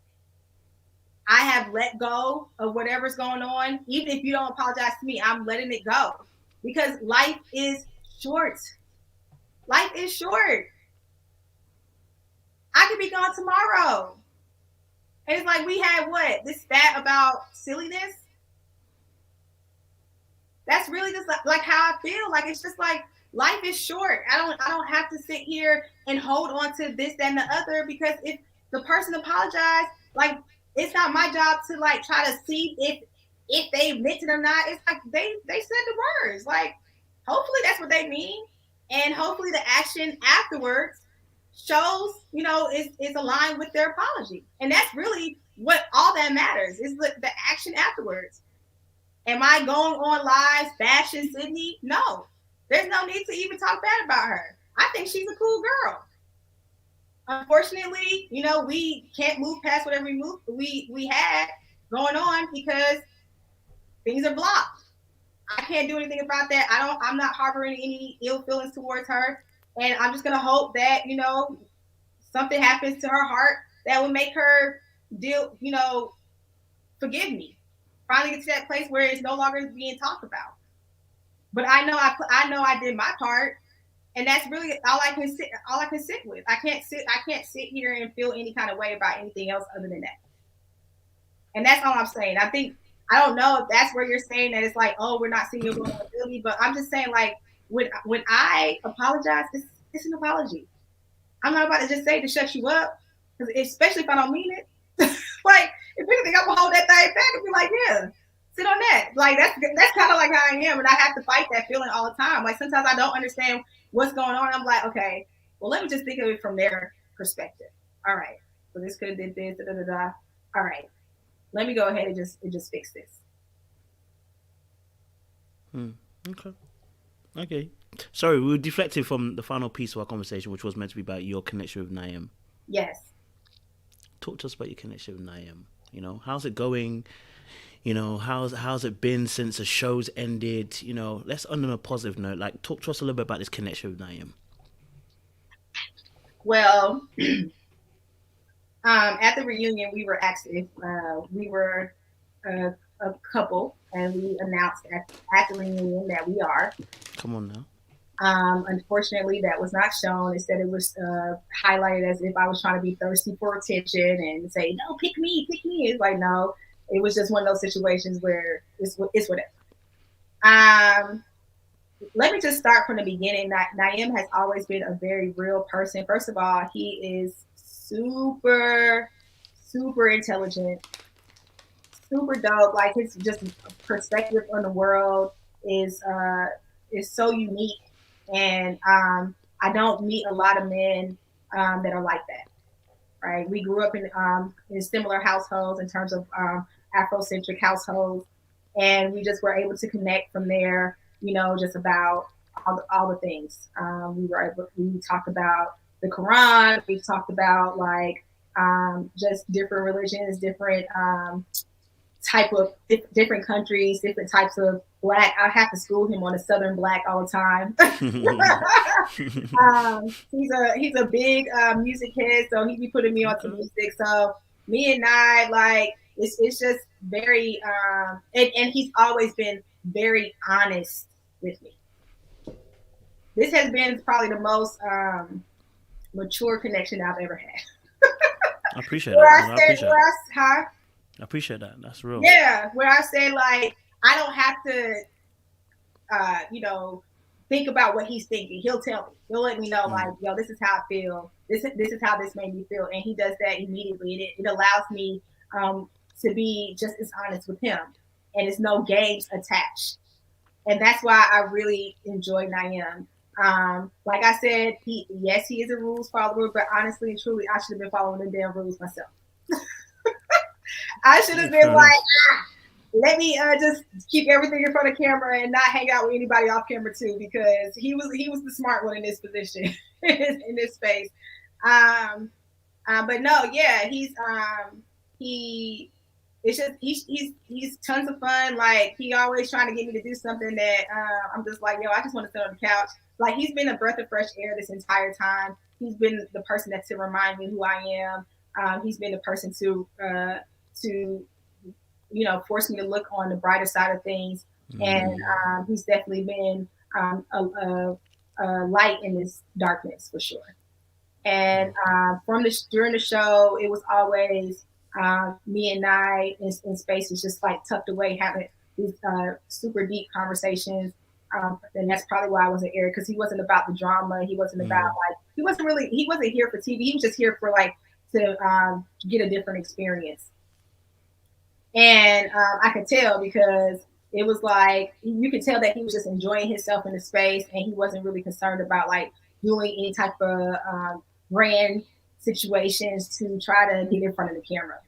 So it was easy to connect with him from the beginning.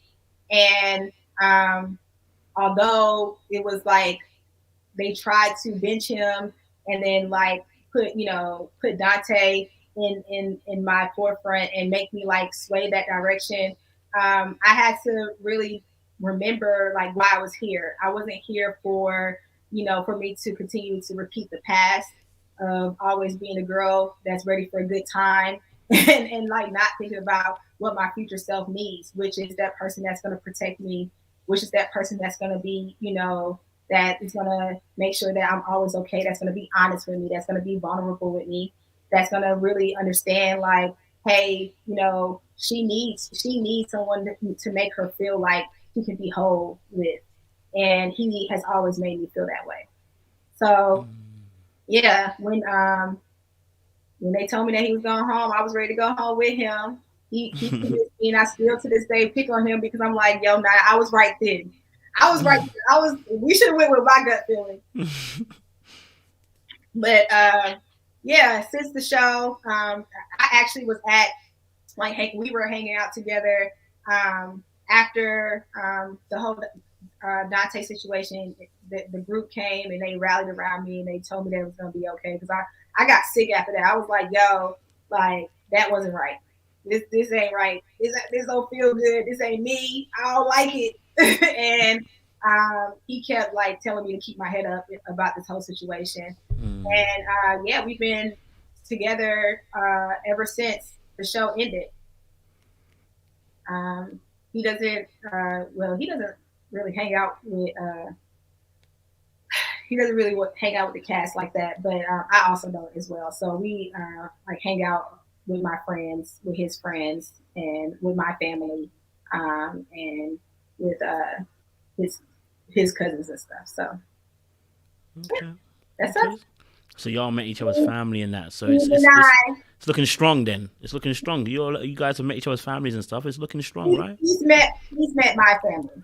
I've just met a couple of his cousins. Okay, so you're next then. You'll be meeting his family next, and then Yeah, well, his yeah. family's out of town. My family always comes into town.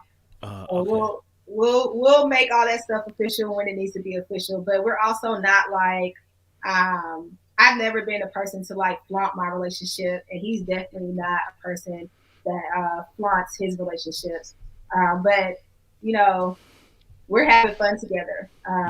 All of the social media stuff surprisingly has been his idea for us to just go out and have fun. He had me out in that snow with my wig and soaking wet by the day on snow.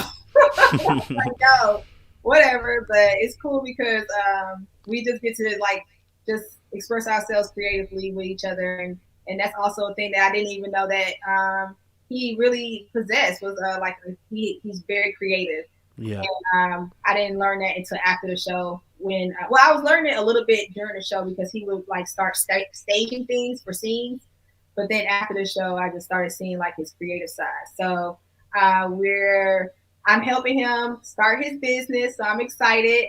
He has his business. I don't know. I'm not gonna tell y'all. I don't know if he That's wants fine. y'all. That's fine. You don't have to. But y'all just go over to his page because I'm sure he's gonna announce it soon. But he started his business because I was just like, hey, at the end of the day, you should always own something. So we gotta get you to a place where you're owning something of your own. So this is he listens to me, I listen to him, and I just like the fact that we are able to communicate the way that we communicate. So hey man, I mean, I can tell even your energy's lighter when you talk about Naim. Sorry. So it's obviously working. It's obviously bringing out a good side of you. Do you know what I mean? oh It's no, definitely bring a yeah, softer side of you and stuff, and good energy and good vibes. So yeah, if that's the baby. case, That's my Nye yeah. baby. I call us Team Deny. He does not like the name. I posted that and somebody was like, "Oh, that's a good name for a little girl." I was like, "That would be cute." It is two Z's. Hey, listen, you never Oh know. yeah, Listen, it's good vibes. we're having a good time. And yes, we are together because I heard a few people say, "Oh, we never seen them together," and it's like, "Hey, you can't see us together if we don't hang out with you." That's So very true. yeah, we spend a lot of time together. I love that. I love that. Okay, listen. I mean, look. You've been a good sport. You've come on here. You've shared your truth, and I appreciate that. I genuinely do appreciate that as well. Look. I hope you didn't take me challenging you offensively. No, no, You know. But yeah, no, we do appreciate you. Listen, to come on here, especially with the audience, how they are and how I am, we appreciate the fact that you came on here and shared the truth. Do you know what I'm saying? And I wish you and Naim, a long, prosperous relationship. If you desire marriage, I pray that it goes to marriage. I pray that if you desire that, you guys go on to however long you want it to go for, forever if it needs to. Because you know what, everyone deserves love, yes. and if you're good together, you're good together. It doesn't matter what anyone else thinks or what everyone else sees. If you're good together, you're good together. Do you know what I'm Thank saying? you. So, no, I appreciate you. So, listen, audience. Oh, wait a minute, Kojo. Before we get off, hold on. Oh, what you want to The say? conversation that we're supposed to be having. I don't know what you're talking about. All right, so Kojo's audience, Little Black Book 91, you got the minerals audience. The reformed supervillain called me. He said that I have a drinking problem. No, I didn't say I had a drinking problem. Hold on. I told you that it was defamation of character because I do not have a drinking problem. And we discussed that you would apologize and then I said we'll see how it goes. I'm I not said we'll gonna see let how you it off goes. this hook. No. I did not say you have a drinking problem. I said it seems like you have a drinking problem because when you get drinking, you get aggressive, baby. There is nothing deferment about that. I was quoting on behavior. Okay, well, Kojo, I felt like you were trying to call me an alcoholic. Okay, for that, because you feel like I called you an alcoholic, I can apologize for that because that's not what I was trying to insinuate. I'm trying to insinuate the fact that when you drink, you get aggressive. That's slightly different. So I can apologize for how you're feeling and how it's been taken. I want to apologize for that. I don't want you to feel that way. I also want you to think about that moving forward with this next pass. and like just watch those words, because those that's not a light you know, that's not light. It's not light. You're right. It's not light. But I said what I said, and I meant it. I'm just, I'm just gonna be honest. I said what I said, and I meant that part. You know what I'm saying? Yeah. When we take into patterns of behavior, that's what I saw. Yeah, I mean, I'm not saying you're a drunkard. I'm not saying you're a drunkard.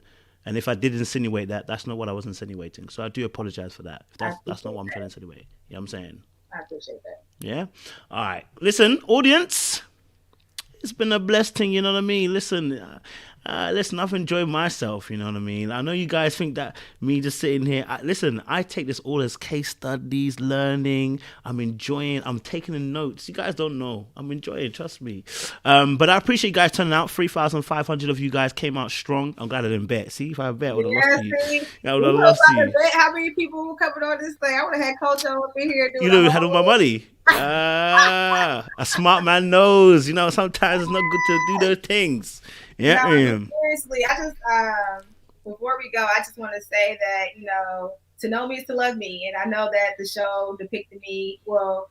I did things on the show that they were able to use that would depict me in a very negative light, and that is not who I am on a regular day. And also, I have fully taken accountability for all the things I've done wrong. But then going forward, I've definitely learned a lot of lessons and seen myself in a way that needs to be like, okay, that needs to be worked on. Like those are things that I need to take away from this and really work on. So that's just where I am with this. I hope that, my platform and just the way that I move is seen and people start to understand more about me. And I hope that this helps people understand more about me. I mean, you over here act like a whole therapist. So you should call me, special out here, Oh no, I got one. Her name's Stephanie. She real good. So you can have a second one. There's nothing wrong with that. You know what I mean? She's real good. Stephanie be I don't even charge much. Trust me. I don't charge much. I bet I can cut her price by half. I appreciate you for giving me the space to have this conversation, because I know that the people that could try to control and shut things down have definitely been like, that's not the one. But you gave me this platform. You let me onto this platform, and you let me talk through, the situation, and hopefully, everybody can move forward, and we can all find some type of kumbaya moment and have a good time after this. I'm always down for a party. I'm always down for a good time. Happy places. That's really where I like to reside. I don't like mess. I don't like contention. I don't like this. This is not making me feel good. So that's all right. Am I getting an invite to the barbecue or? Oh yeah, you gonna come in from Birmingham? Maybe. Birmingham, Alabama. I thought he was in Birmingham, Alabama. I'm like, why is he in Birmingham, Alabama? What made him go there out of all cities to come to? Oh, my bad. So good, man. It's so good. It's so good. So good. So good. Listen, audience. It's been amazing. I appreciate you guys coming out strong. We will see you a little bit later, probably in the next 20 minutes. I know I've got to come and do a live for you guys on Married at First Sight. So I appreciate you guys. Zadia, thank you so much again once more. I'll have a quick talk with you before offline. But audience, listen, enjoy yourself. Have a good night. And listen, don't do anything I wouldn't do, all right?